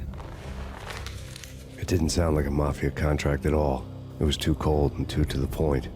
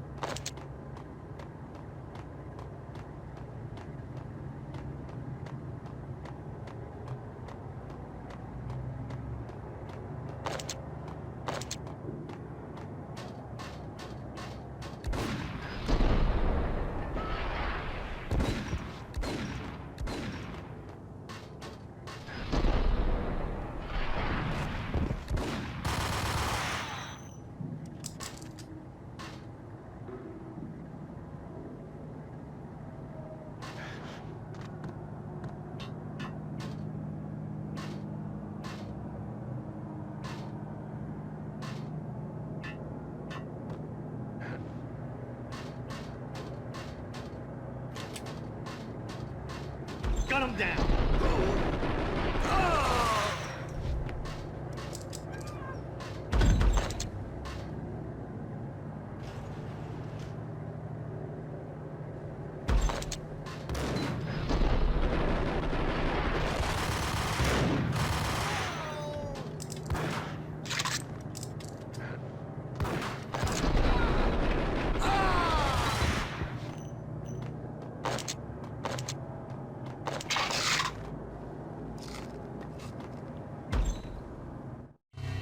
Rust had crept over the sides of the cargo steamer a long time ago. Boris Dime would be on board. I'd have to smoke half of his crew to even get near the gangplank. Guns were probably being kept in the hold, buried amidst the rats and oily water.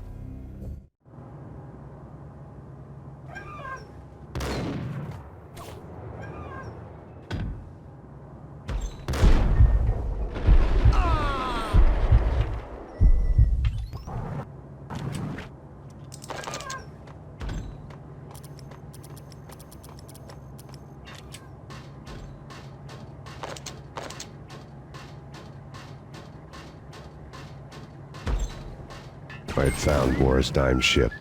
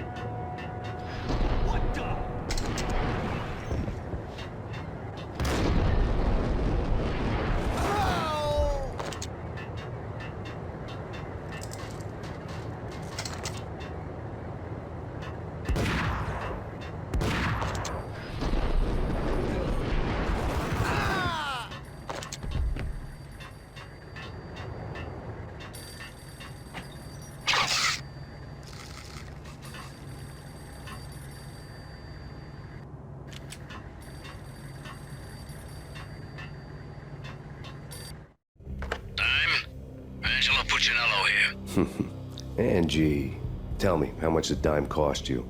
I bet it was more than his name. Max Payne. Right the first time. You're dead, punk. You sure you're not confusing me with Boris here? But you are right, of course. Pretty soon we should get together and have a talk. You son of a... Pissing Punchinello off was a dangerous game, but when people get mad, they make mistakes. I should know. That's where I wanted Punchinello, mad enough to trip over his own feet, preferably into a grave.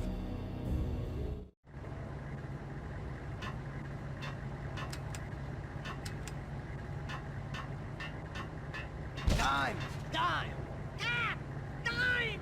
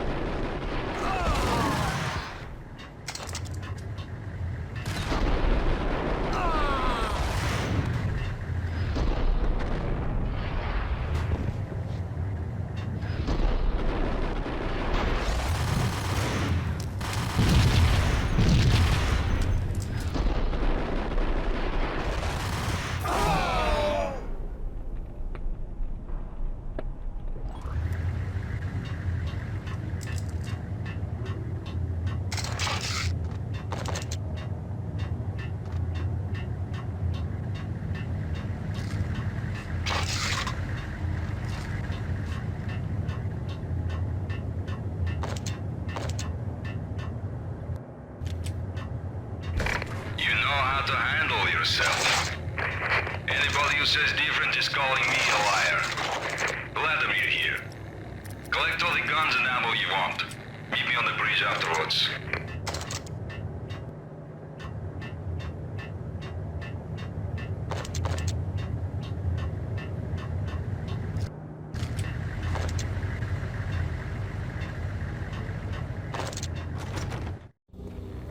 Did you get everything you need? Check.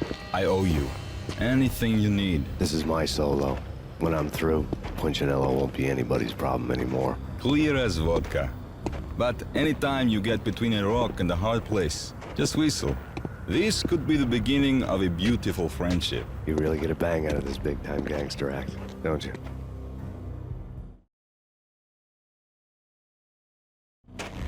Even with all this firepower, I figured I couldn't get to Punchinello at his manor. I could only hope that he wouldn't pass a chance to hear me beg, to see he's won. This is Max Payne. I want to cut a deal. Payne, you're a dead man. That's what everybody keeps telling me. I got your ship and her cargo. I want to meet. No pain, no gain. Capiche? You know my restaurant? Yeah, I know it. 1 hour. Punchinello's restaurant had seen better days. Snow was falling like ashes from post-apocalyptic skies, but that was outside. Things would soon get hot in the Don's restaurant. I knew it was a long shot, Angelo Punchinello actually showing up, but there was no crime in hoping.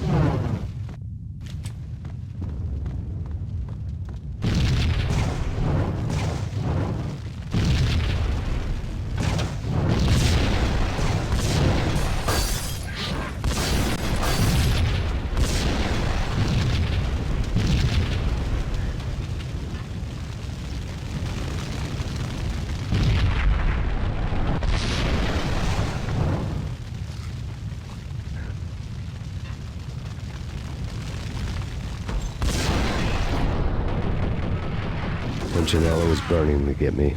The feeling was mutual. He was trying to put out my flames with gasoline.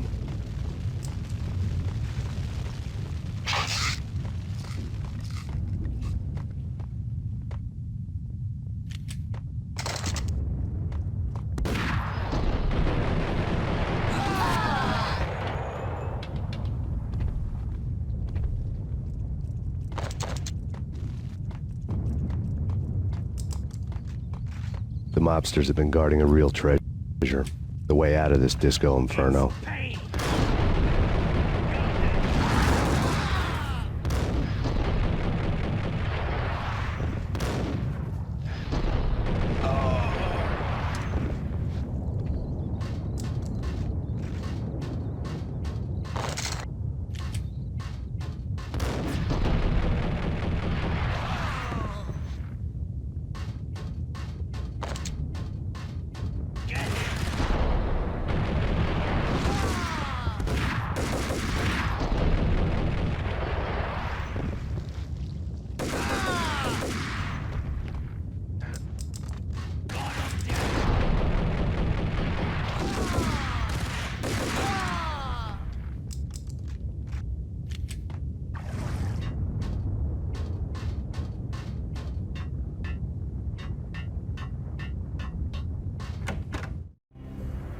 Vlad had seen my smoke signals.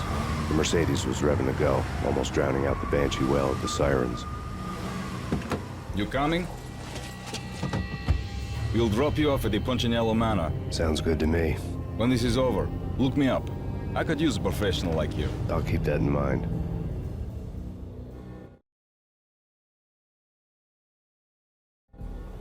The night groaned with cold. The garden lights flickered nervously. In their light, the falling snow was dead white before the darkness ate it up. I had heard the stories. The trio were mad dogs. They'd have hung the heads of their enemies over the manor gates if the capo had only let them. Punchinello wanted Payne. He'd see the pain. The trick in my situation was that there was no trick, no matter what the movies tell you. No rules, no secret mantra, no roadmap. It wasn't about how smart or how good you were. It was chaos and luck, and anyone who thought different was a fool. All you could do was to hang on madly, as long and as hard as you could. Someone had graciously left the back door open for me and killed the guards. My money was on Mona. I knew the trio would be standing between me and Punchinello. I had read their rap sheets, thick as phone books. No one would be walking out of here alive. The numbing cold of the broken night had followed me in. Upstairs, the trio tangoed down the manor halls to the silent rhythm of their murderous hearts, the blood of their victims rust on their lips. Vince Mugnano, Pilot Providence, a.k.a. Big Brother, and Joe Deadpan Salem. The pistol was a frozen lump in my hand, piercing the skin, gnawing me to the bone.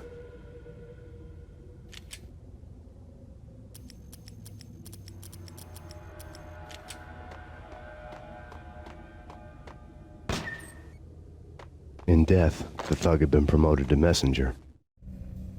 Someone hadn't enjoyed the Don's hospitality. Someone with a flair for the dramatic. Someone who had let herself out of a locked cell and past a couple of armed guards. My thoughts were on Mona again.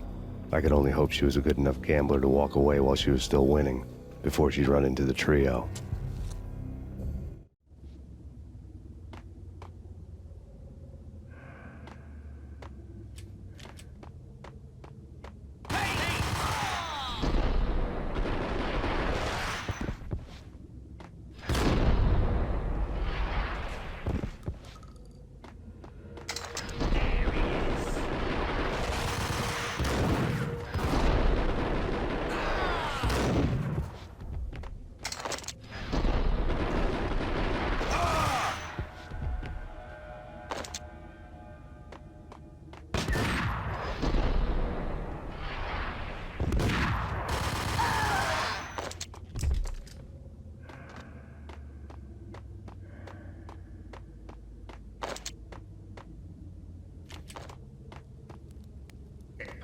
Someone get the guys from upstairs!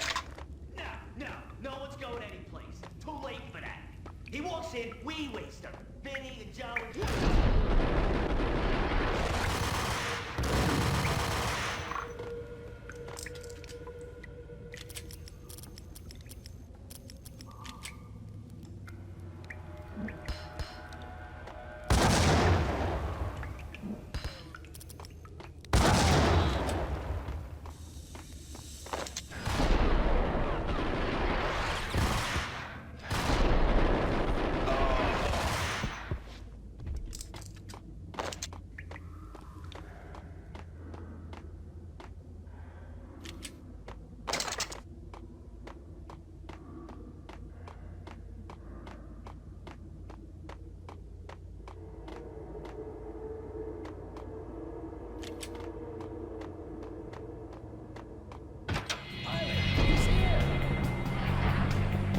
It didn't take me long to run into the trio.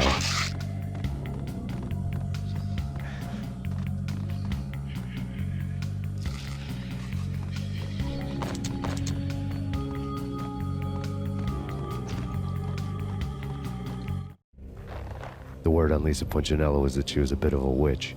The tarot cards on the kitchen table fit the picture. They weren't my kind of cards, but I was willing to take a crack at the hand Mrs. Punchinello had dealt. The first card was the Tower. Maybe that was supposed to be the manor. It got easy after that. The devil was the master of the house, and death was me, coming for him.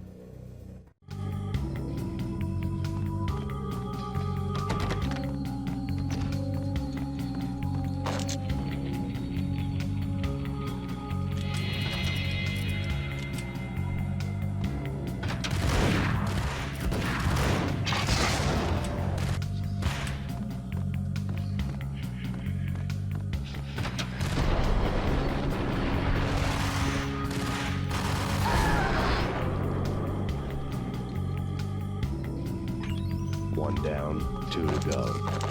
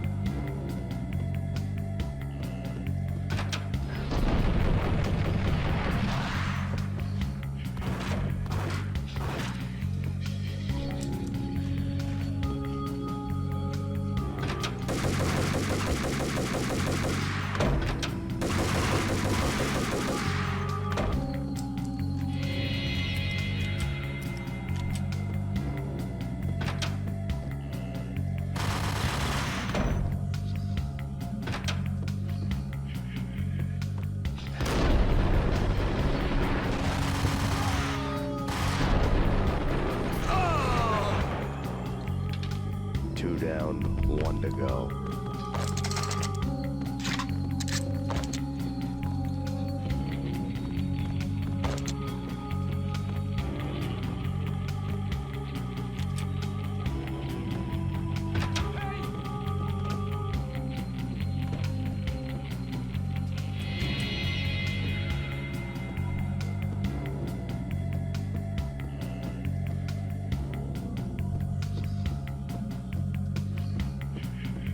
No stopping him!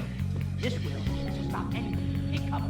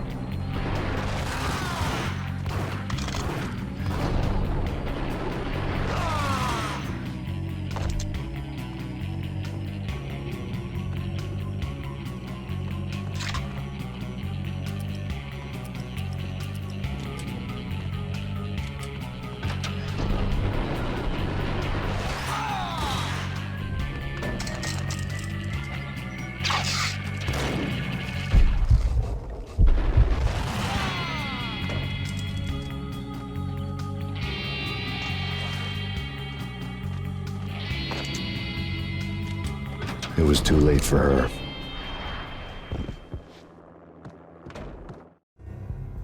You're a real angel, Max. I couldn't tell whether it was Mona or her sister. The body was a mess. The sick bastard had really gotten a kick out of it. Seeing her lying there got me thinking about another woman's body on another bed. Got me thinking about a fallen cradle.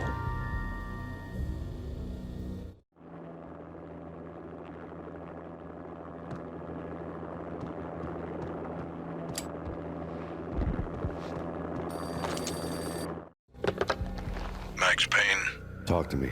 Alfred Woden. You've got company. An armed helicopter just landed on the manor grounds. You must hurry. The more the merrier.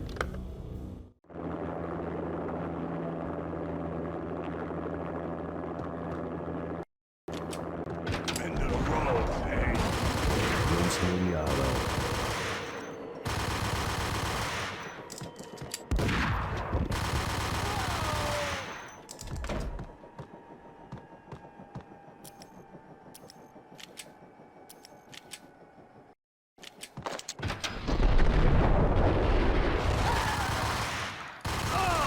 Punchinello's trio was done for.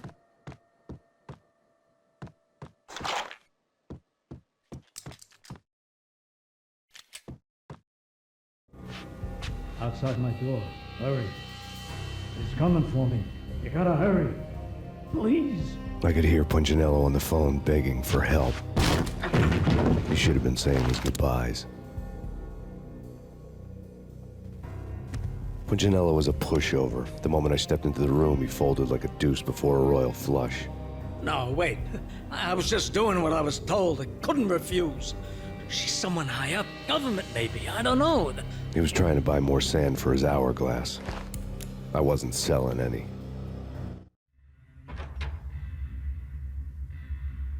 No, I told him nothing.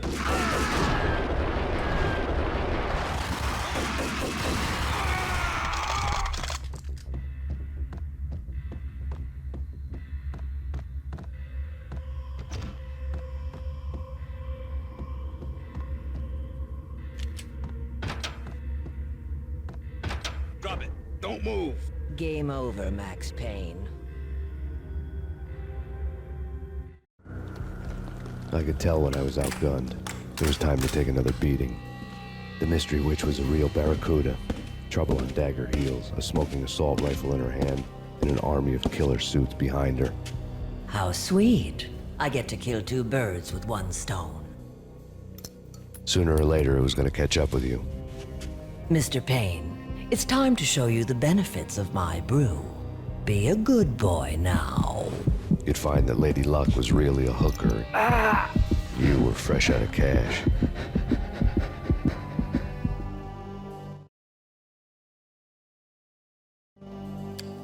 Gentlemen, we're done here. Take me to Cold Steel. She had just given me an OD of Valkyr. I could feel green fire eating my brains. They turned to steam. They did a fade on me. I'd never had a chance. The witch had got me just as sure as if she put a gun to my head and pulled the trigger. The shadows rushed me, bruised mugshot faces hungry for revenge. They knew my weak spots and closed in for the kill. The floor turned into a vortex of green blood. I fell. The flesh of fallen angels.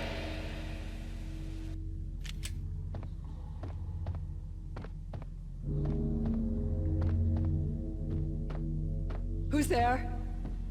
Max? Max, is that you? Max? Where are you, Max? Please.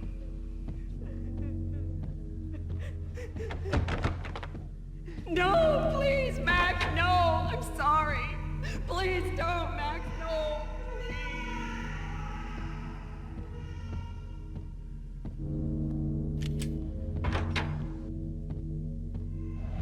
Max?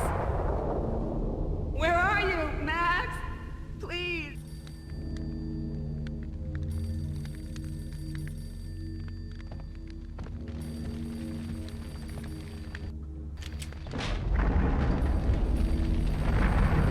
The weird piece of paper looked dangerous.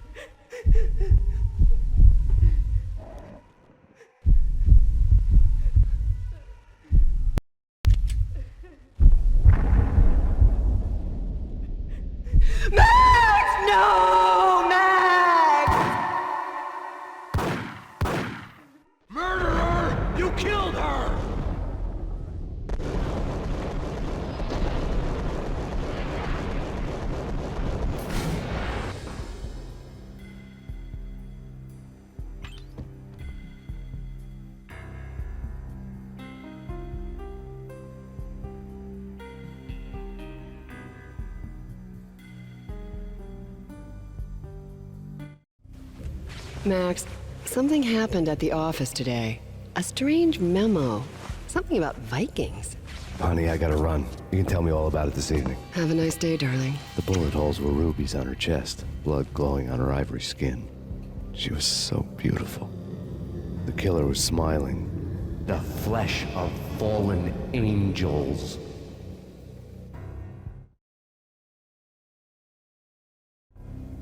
Slowly, the green nightmare faded, leaving dark stains on my soul that would never come off. I felt like flatlining. I was all shook up. I woke up in a cold sweat, sick and tired to the bone, lying in a puddle of my own puke. The hag had said take me to Cold Steel before it had all gone crazy. It was a clue, the only one I had. It took me forever to crawl back to my feet and hit the road, but when I did, I drove straight to Cold Steel Foundry outside the city. There was a whole lot of action around the place for a freezing winter night. Trucks coming and going, men running. I had the drop on the mystery witch. She thought I was dead. I was on her blind side. I was going in. The bad trip had put me in a crazy mood, adrenaline pumping through my aching veins. Staggering on the mill roof in ice and snow and wild wind, I was a ninja. My kung fu was strong. I wasn't kidding anybody. At best, I was Superman on Kryptonite about to fall through a skylight, down to where it was all going down. A half-abandoned industrial area in the middle of nowhere. The factory was a perfect front for any number of illegal activities.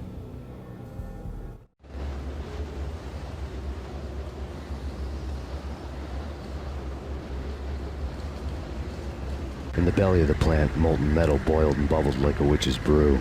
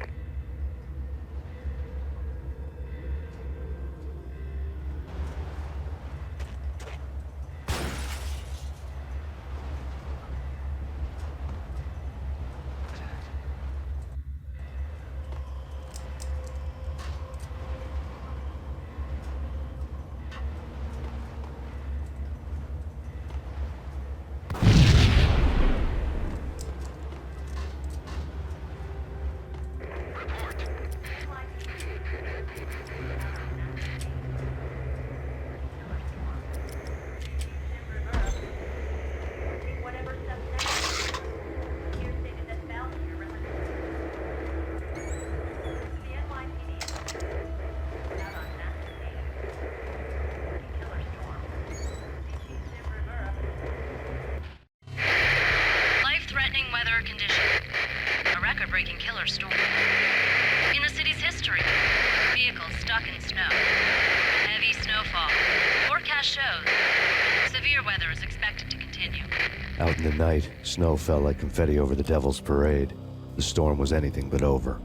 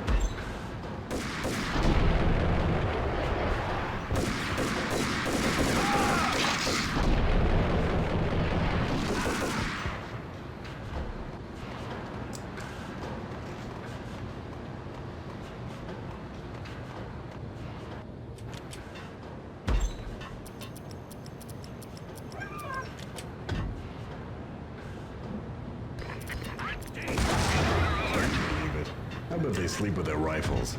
I bet they've given them names. I guess. So, you don't have a name for your gun? Hello? Hell no. You do? Well, yeah, kind of. Hey, let's hear. Perimeter breached.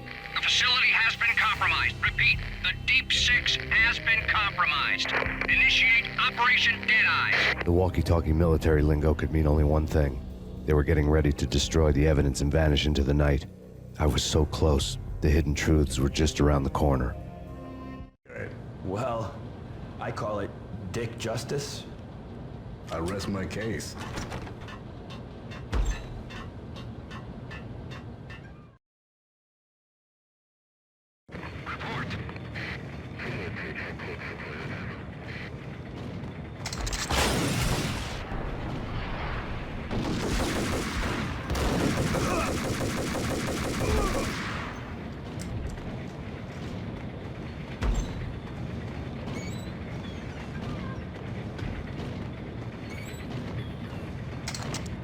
The folder on the table told a grim tale. The mercenaries were running a tight operation, paperwork and all. Merchandise missing again. A chemist had tried to smuggle it out for his own private party. Locked him up in cell B7 in D6's old test facility to wait for proper processing. I was close enough to hear the secrets, just beyond the next doorway.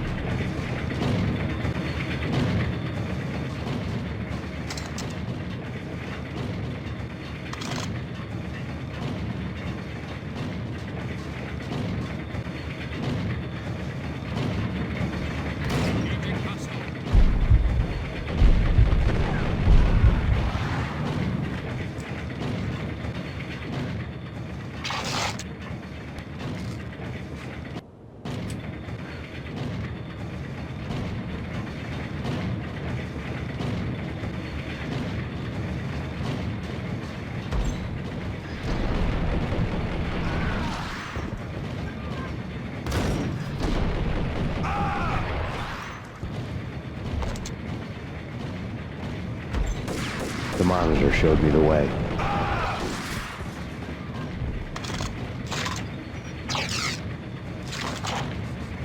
Processing diagrams filled the control room screens, all but one. An elevator titled D6 on one of the screens, somewhere onwards, past rows of ovens, in the core of the plant.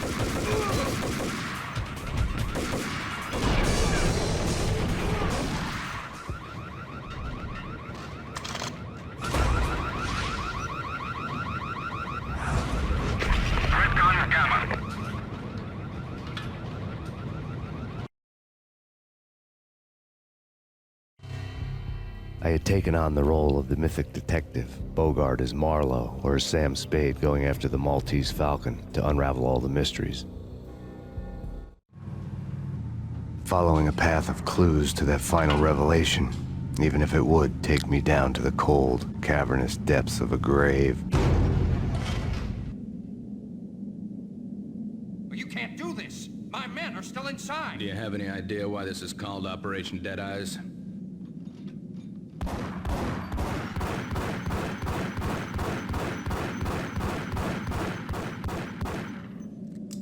I think he's dead already. Let's do it.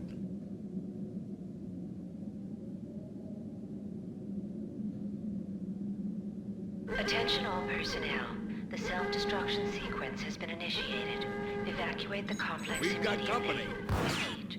The self-destruction sequence has been initiated. Proceed to the nearest immediately.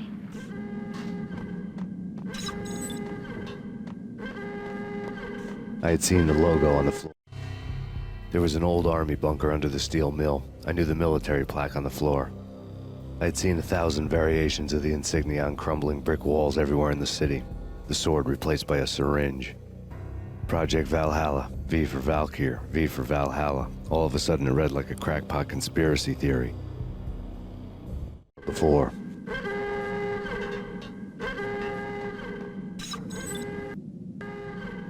Abort! Abort! The self-destruction sequence has been initiated.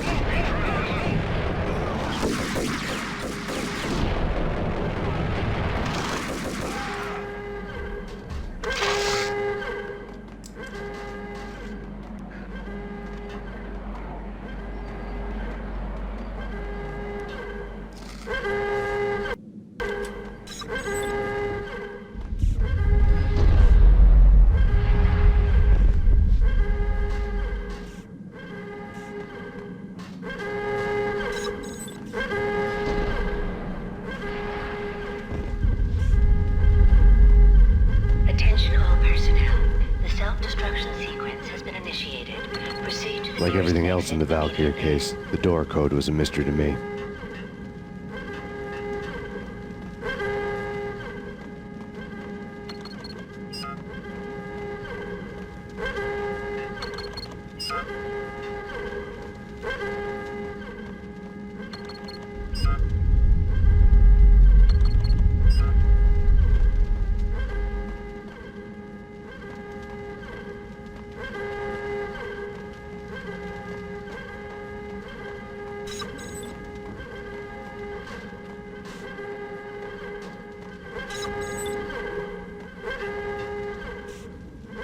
The chemist had been using the workstation when he died. The half-life of the lab rat had ended online, his password blinking on the screen. 665, neighbor of the beast. Attention all personnel. The self-destruction sequence has been initiated. Proceed to the nearest exit immediately.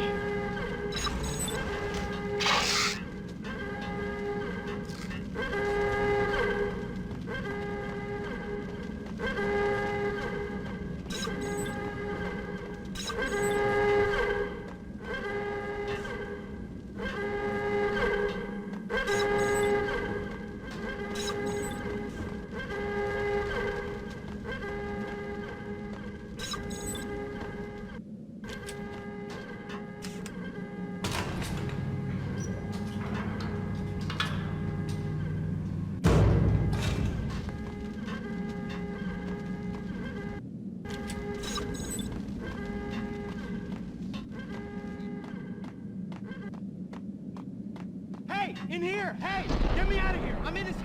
Here, let me out. Attention all personnel. The self-destruction sequence has been initiated. Proceed to the nearest exit immediately. Thanks. I thought I was gonna die in there for sure. I need you to get me through the decontamination chamber airlock. You're crazy. No way. The place is blowing up, for Christ's sakes. Either that or back to the cell. Your choice. Okay, I'll do it. I'll do it.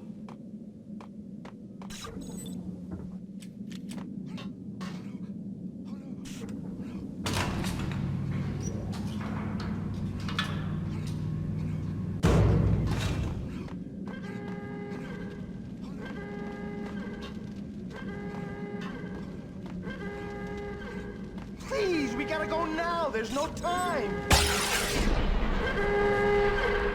We're dead. We're dead.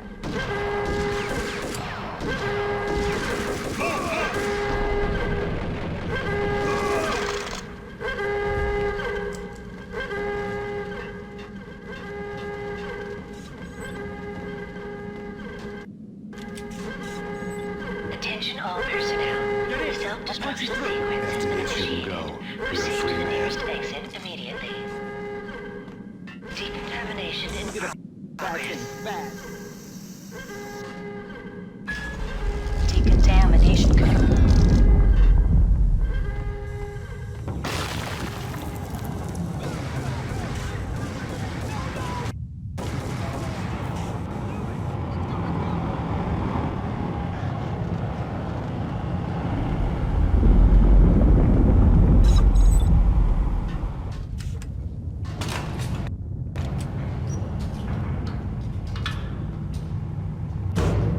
I was caught in the middle of the deadly web that was the Valkyr case.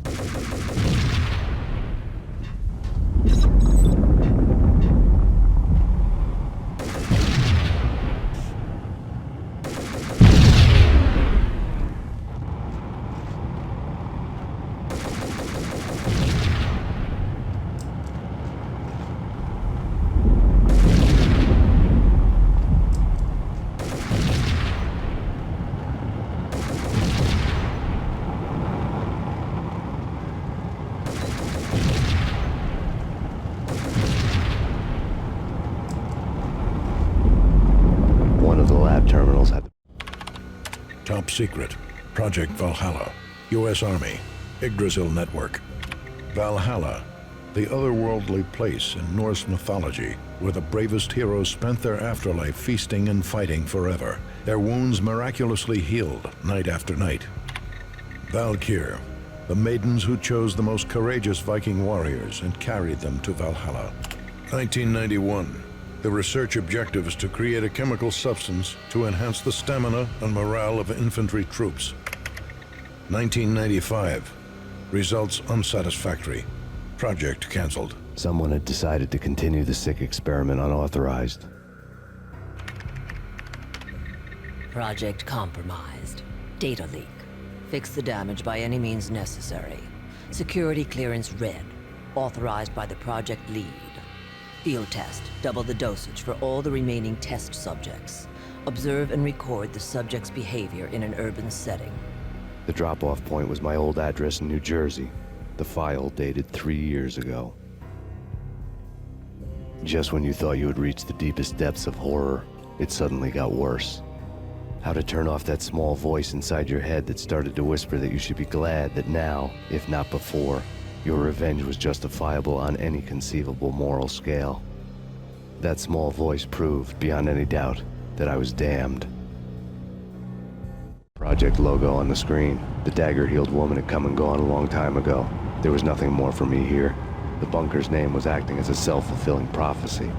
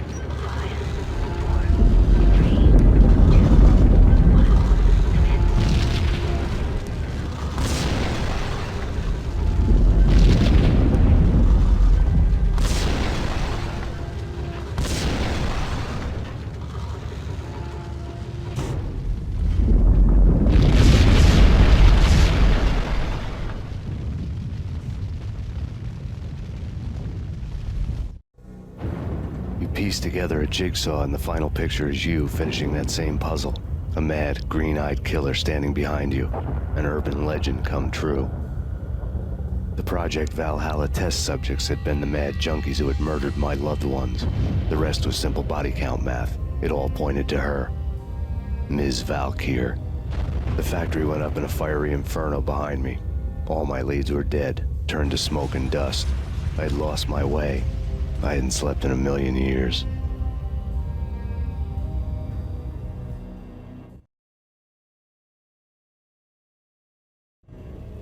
I felt thin as death. I'd been living on an endless supply of week-old donuts. They were fuel for this crazy furnace inside my head. I couldn't remember when I had last seen the sun. I was on a permanent graveyard shift. When the darkness fell, New York City became something else, any old Sinatra song notwithstanding. Bad things happened in the night, on the streets of that other city, Noir York City. I was in an all-night diner, downing cup after cup of coffee that tasted like engine oil, when a new message from BB got me back on the killer track. What the hell happened at Roscoe Street? Maxie, I'm going out on a limb here. We need to talk this through, come up with a plan. 2:30 a.m., the Choir Communications Garage. The more I thought about Alex's murder and the frame-up, the more it felt like an inside job. I should have seen it coming. BB had sold me out, and now he wanted to finish what he'd started. The garage was dead. BB showed up in his tailor-made suit, gold watch, and cufflinks to match, all way beyond a cop's pay. Maxie. Oozing suave charm, he was guilty as hell.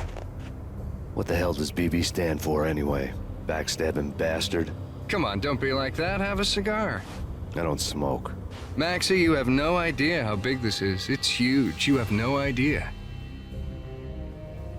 I think I do. You're a bribe-taking bent cop who sold out his partner. Those mobsters in the subway were a dead giveaway. Hard to miss. Bet it was exactly like this with Alex. Up close and personal. You can't win this one, Max. No, but I can make damn sure none of you do either. BB turned out to be another cardboard cutout bad guy.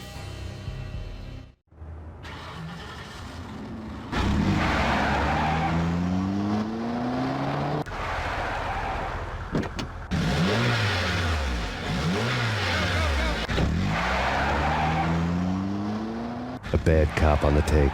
A cowardly right-hand man fleeing from the scene, leaving his paid thugs to do his dirty work.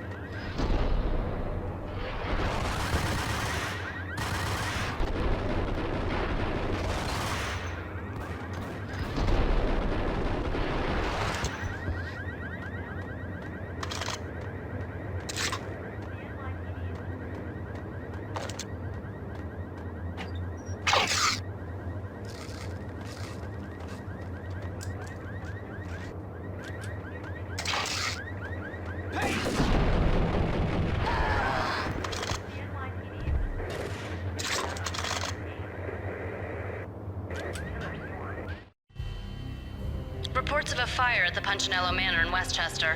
The manor is the home of Angelo Punchinello, the alleged head of the Punchinello crime family. The police are now saying, contrary to their earlier statements, that Max Payne is still alive and at large. He continues his vendetta against the Mafia, of which this last act of arson is attributed to. I had no recollection of setting any fires, but I did remember the flames.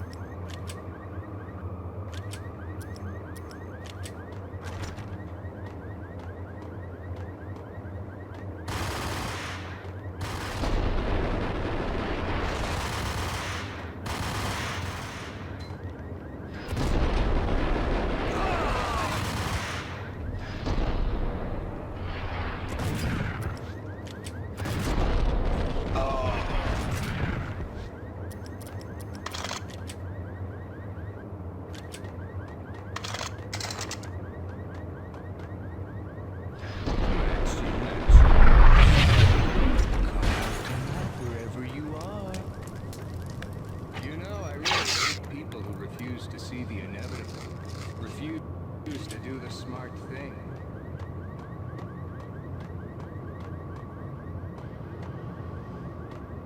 No, I must do the right thing.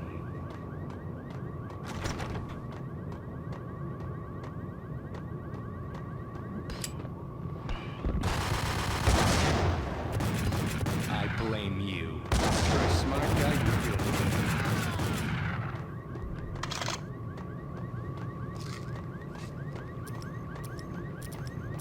The payphone started to ring.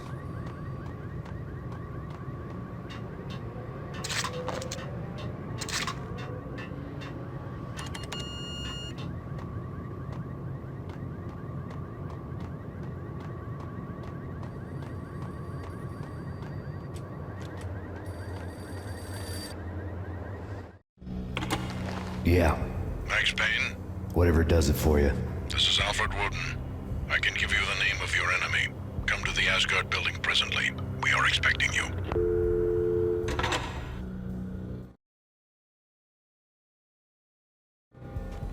Woden was waiting for me on the steps of the old building.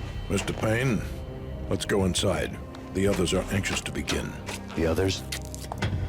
Despite the general misconception, this building actually predates the City Hall by 2 years, thus being the oldest municipal building still in use here at the foot of the Brooklyn Bridge. No kidding. The old man played tour guide as he led me through a dark domed hall. The answers I was after loomed large ahead. Mr. Payne, I would like to introduce you to my colleagues in what we call the Inner Circle. You've been watching too much X-Files. You have seen the files on Project Valhalla. We can fill the gaps, provide you with the information missing from those files. We were all involved in the early stages of the project during the Gulf War. What's the catch? We would very much like to blow this thing wide open, but our hands are tied. Her name is Nicole Horn. She was the key figure in Project Valhalla. When the funding was discontinued, she simply refused to quit. She knew exactly what she had in her hands. Nicole Horn is the president of Acer Corporation. She has more than half the city in her pocket. This must be kept under wraps. If you try to go public with this, we will deny any knowledge. We need you to take her out. Afterwards, we can protect you. Make all the charges go away. That was the cue for the killer suits to kick in the doors and swarm inside.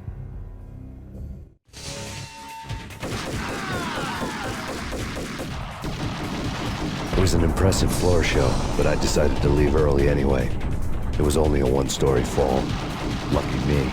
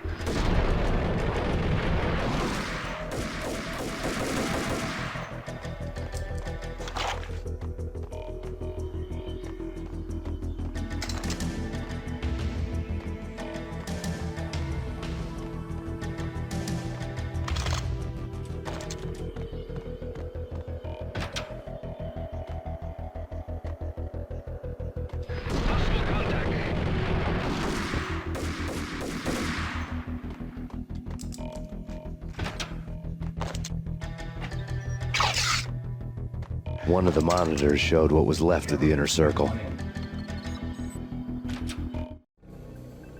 On screen, the so-called corpse of Alfred Woden stood up, miraculously waking from his dirt nap, looking smug among his dead pals.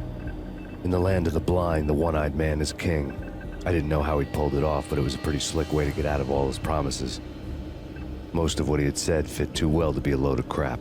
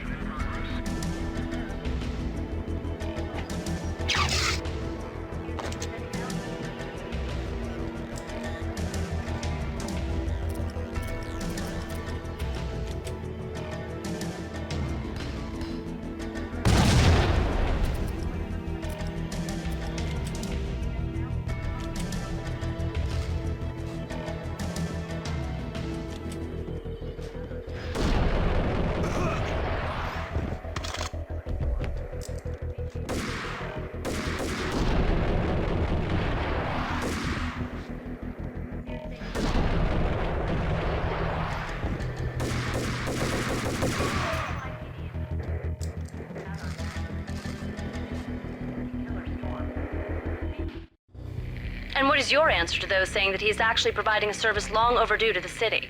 This crusade nonsense has gone too far. He's out of control. It must stop. He will be stopped. That was Deputy Chief Jim Rivera from the New York City Police Department.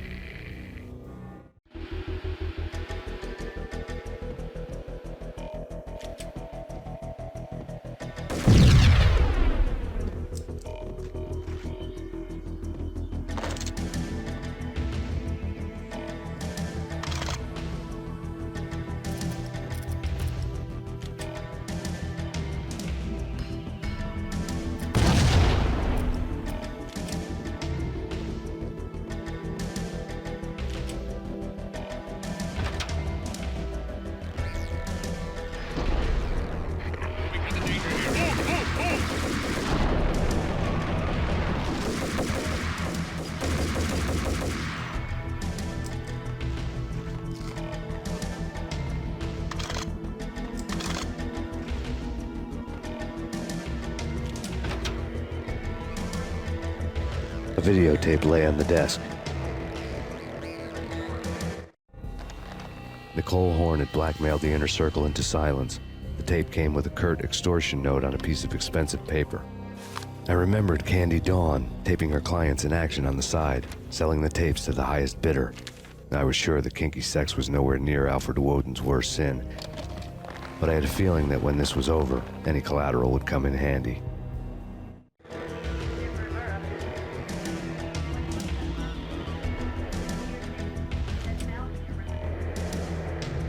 Woden had left me a present. Woden had taken care of my mission preps with military precision. The critical areas in the Acer Corporation headquarters blueprints were circled in red. The president's office was at the top of the building, right below her penthouse suite. The elevators were controlled by a security computer, part of the mainframe located underground below the building. The high-rise was sealed as tight as a sci-fi fortress.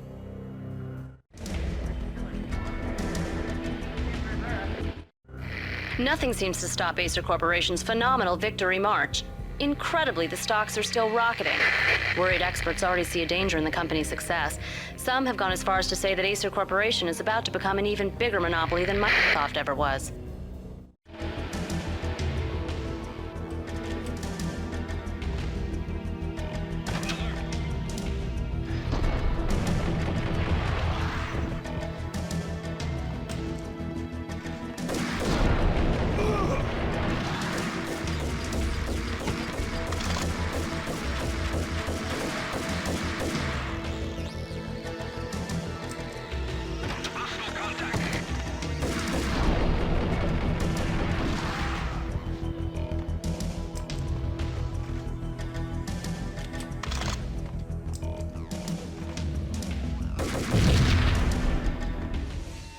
Go, go!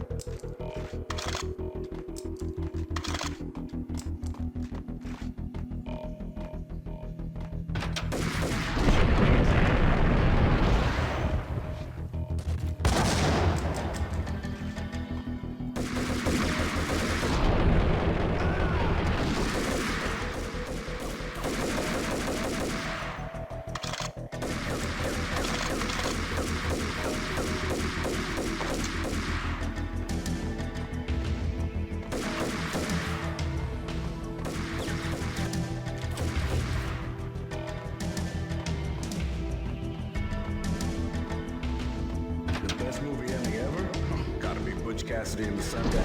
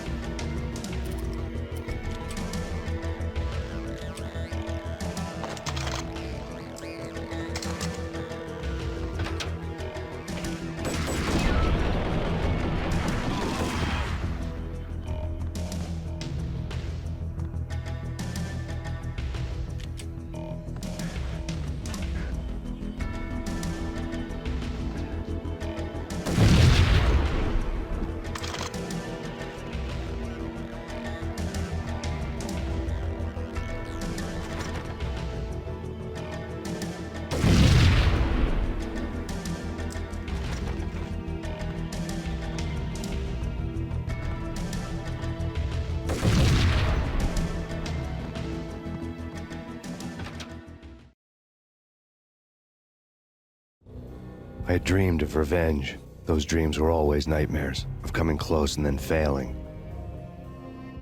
Now I was close. I had a name to guide me, Nicole Horn.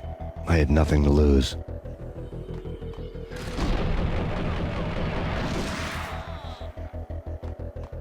The Inner Circle had quite a track record.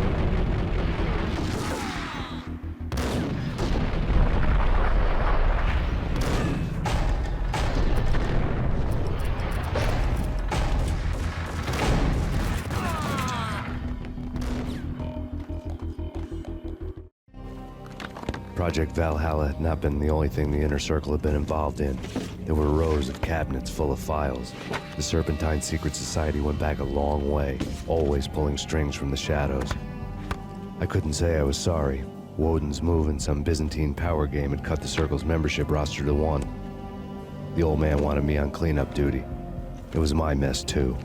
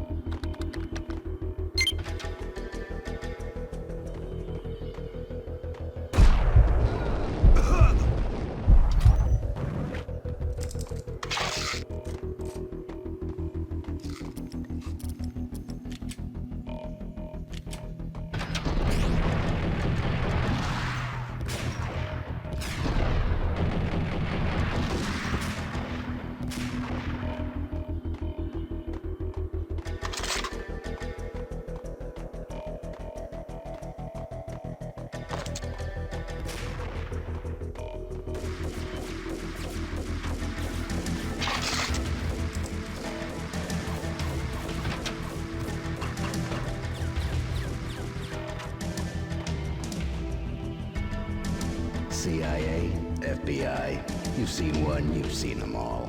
Sure, good for a practice run. But this, working for her, oh, this is the real thing. The money's astronomical. I need backup.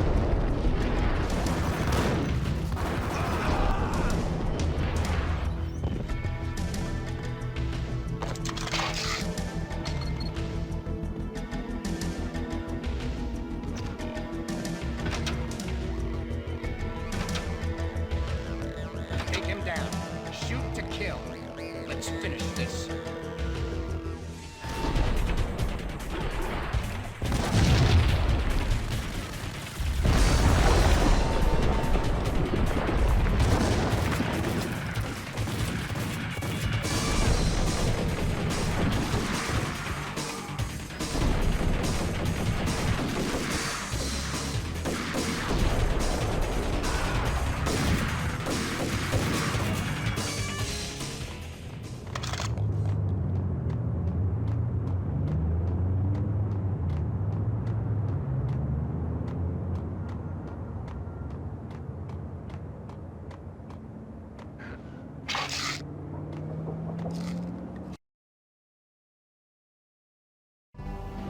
Mine wasn't the most original approach to the problem.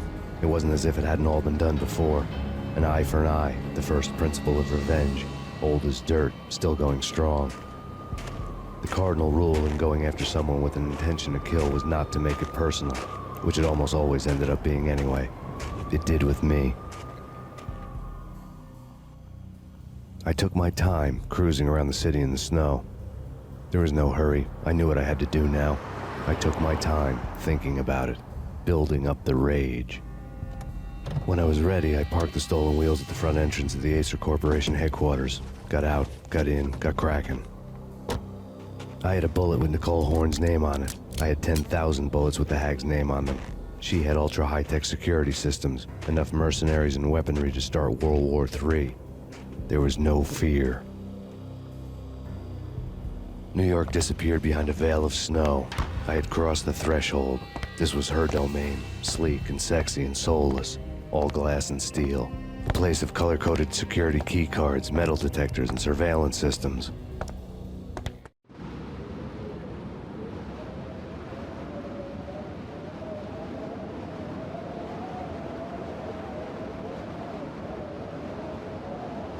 Colder than a walk-in fridge. Cold as a gun.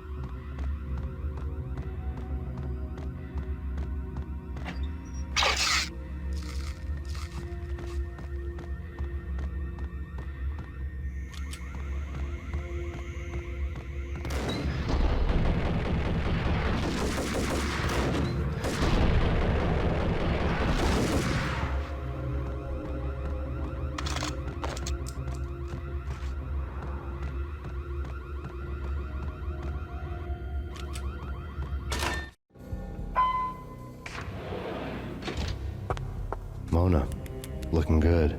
Max, we gotta stop meeting like this. It will be a cold day in hell before I let a narc cop stop me. Miss Sachs, do your job. Relax, Max. You're a nice guy. I don't kill nice guys. You're not bad yourself. It was different when Horn wanted Punchinello dead. To cut her ties to the Mafia, he deserved to die. The same goes with her. She's the bad guy here. Her sister was whispering to her in my favor. I knew the appetites of ghosts intimately. They hungered for revenge. No! A gunshot boomed and she fell down in slow motion. She was a nice girl, not really a stone-cold killer. And now she was stone-cold dead. Like religious fanatics or loyal samurai, Horn's private army was coming at me. Request assistance.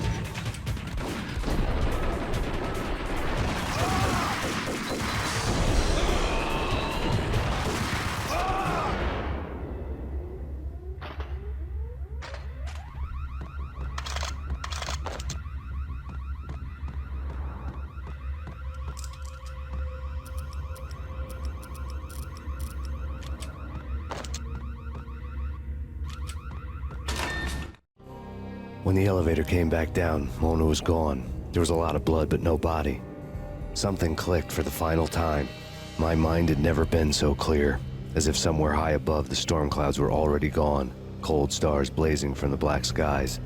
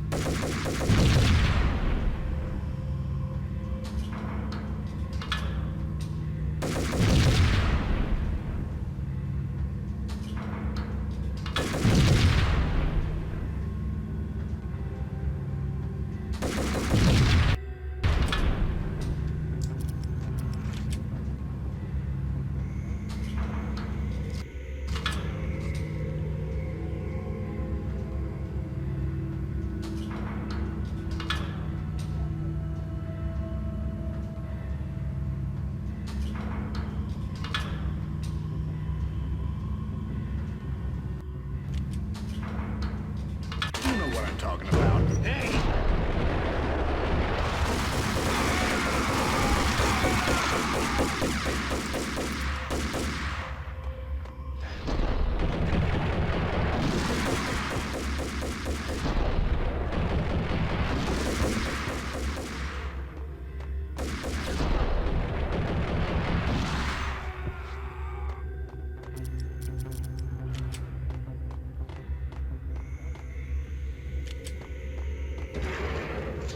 Hold it!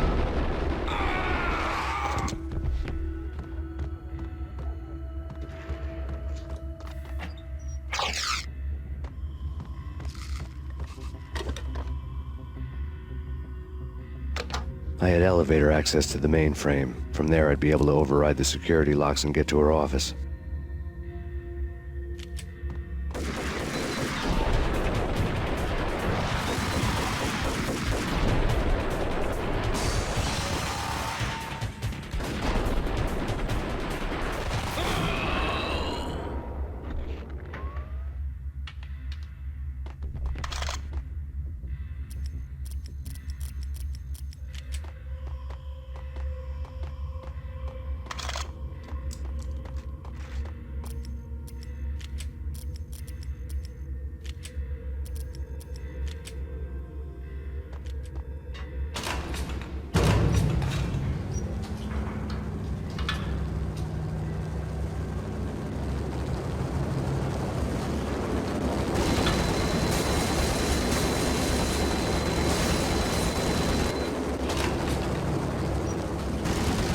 The unmarked chopper was Horn's pet guardian, inhuman and flawless. It was stalking me. Stereotype. Kill the bastard! Kill the bastard!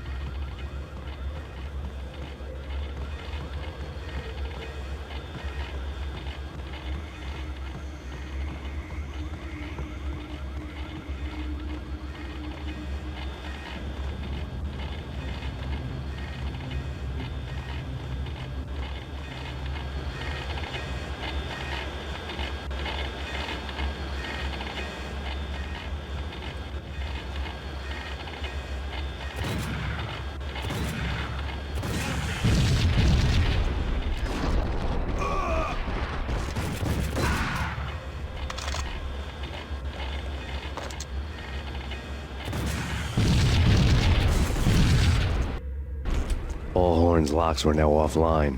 All bets were off. The elevator would take me all the way up.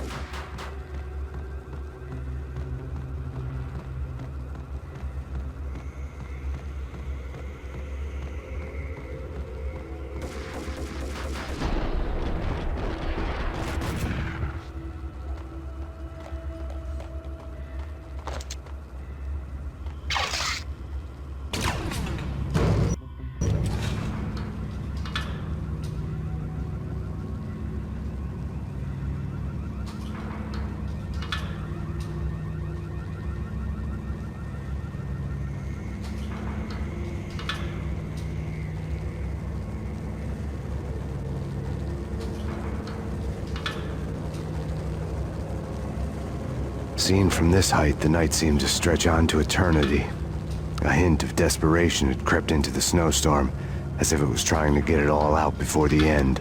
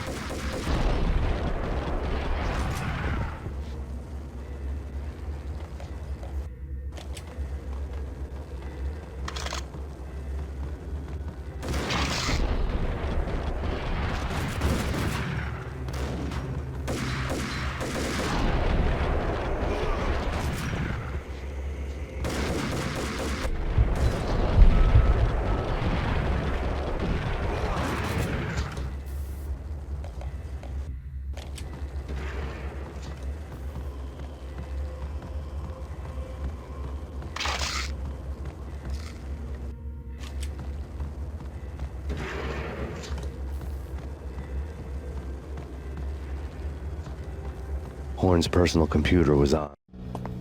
Next to the printer was a neat stack of expensive paper.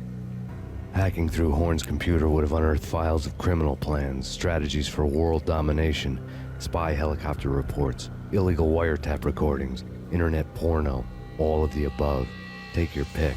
I really didn't care anymore. I had seen too much of it already.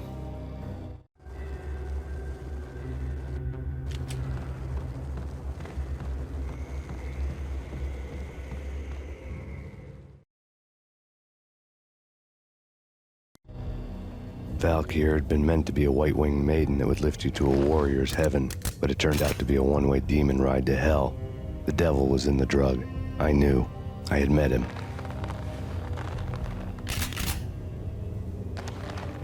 And now I was gonna kill her. The queen of the underworld who had tried to lift herself a bit closer to heaven with her drug money.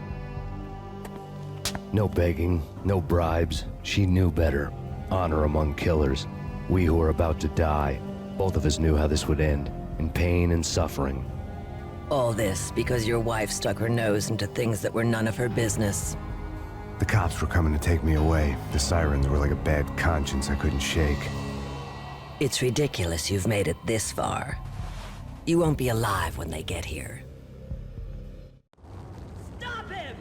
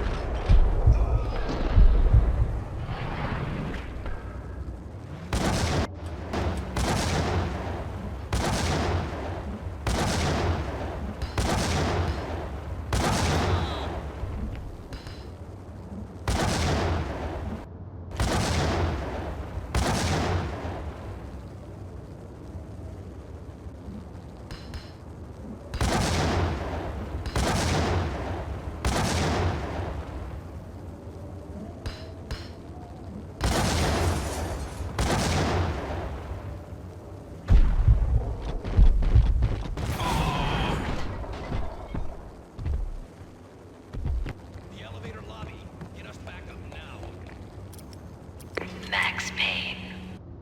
This is futile. A waste of time. The deaths of your wife and daughter were necessary. Inevitable. It is done. You cannot bring them back. Nothing you do will make it any better.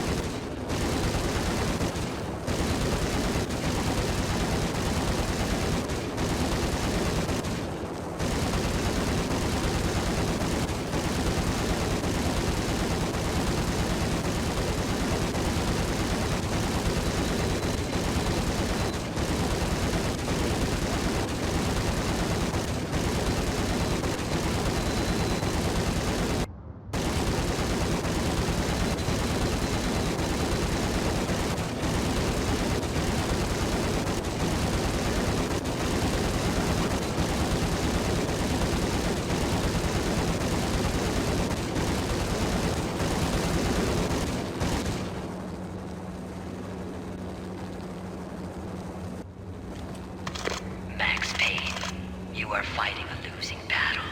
You cannot survive this. You will die. Stop fighting. Make it easy for yourself. Accept your fate. You will die here.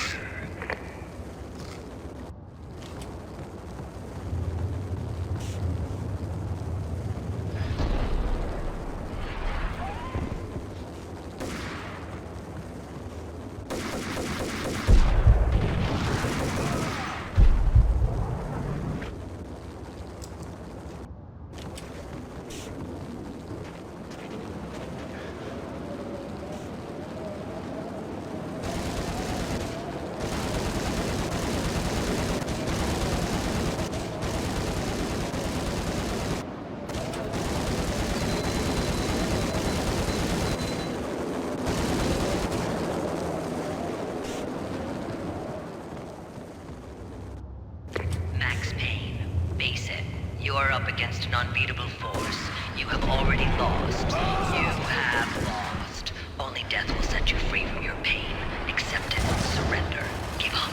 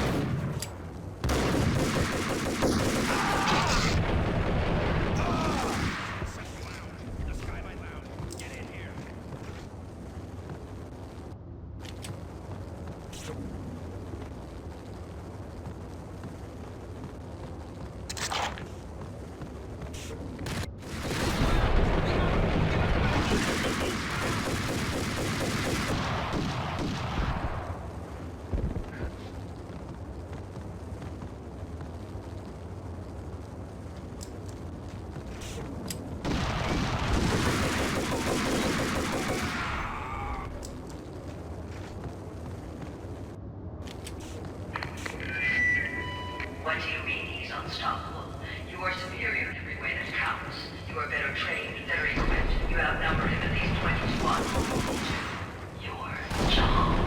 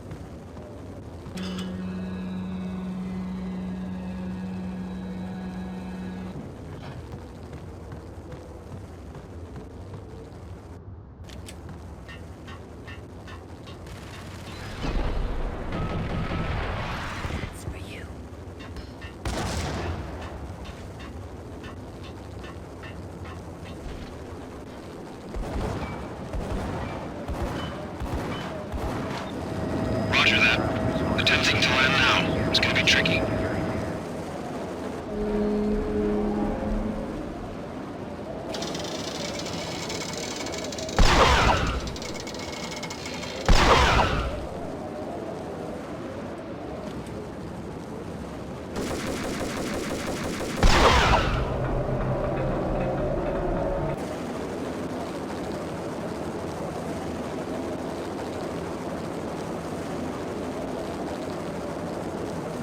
She's on board. We're out of here as soon as the wind dies down. Don't like the look of that mast.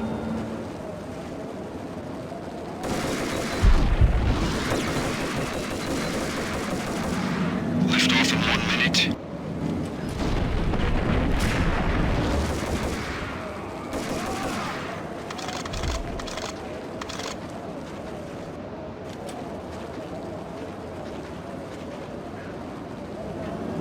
Lift off in 45 seconds.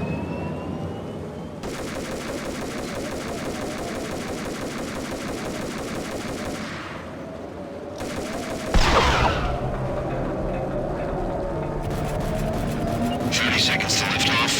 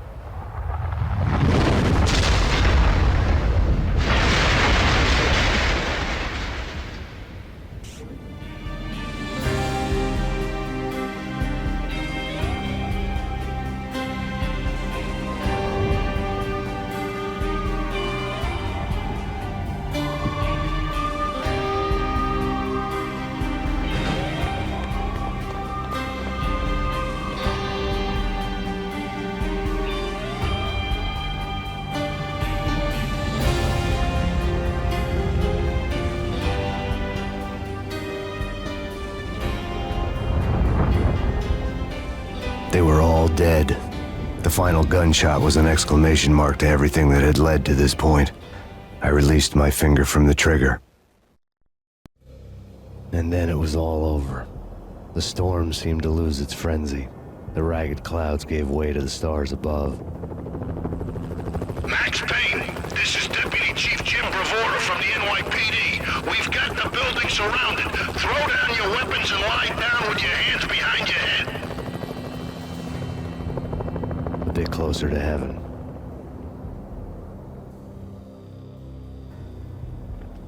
The cops' voices were distant and muted. Freeze! NYPD! Hold it right there! My ghosts released me from their haunting. Down below, New York City glittered like diamonds on black velvet. You gave us one hell of a ride. Take him down to Central Booking. You heard the man. Woden was there in the crowd, standing by the sidelines. It wouldn't be over till the man with the patch would say so. He'd say the right words. I knew he would. He'd better. Woden grinned smugly. It was the grin of a winner. That made two of us.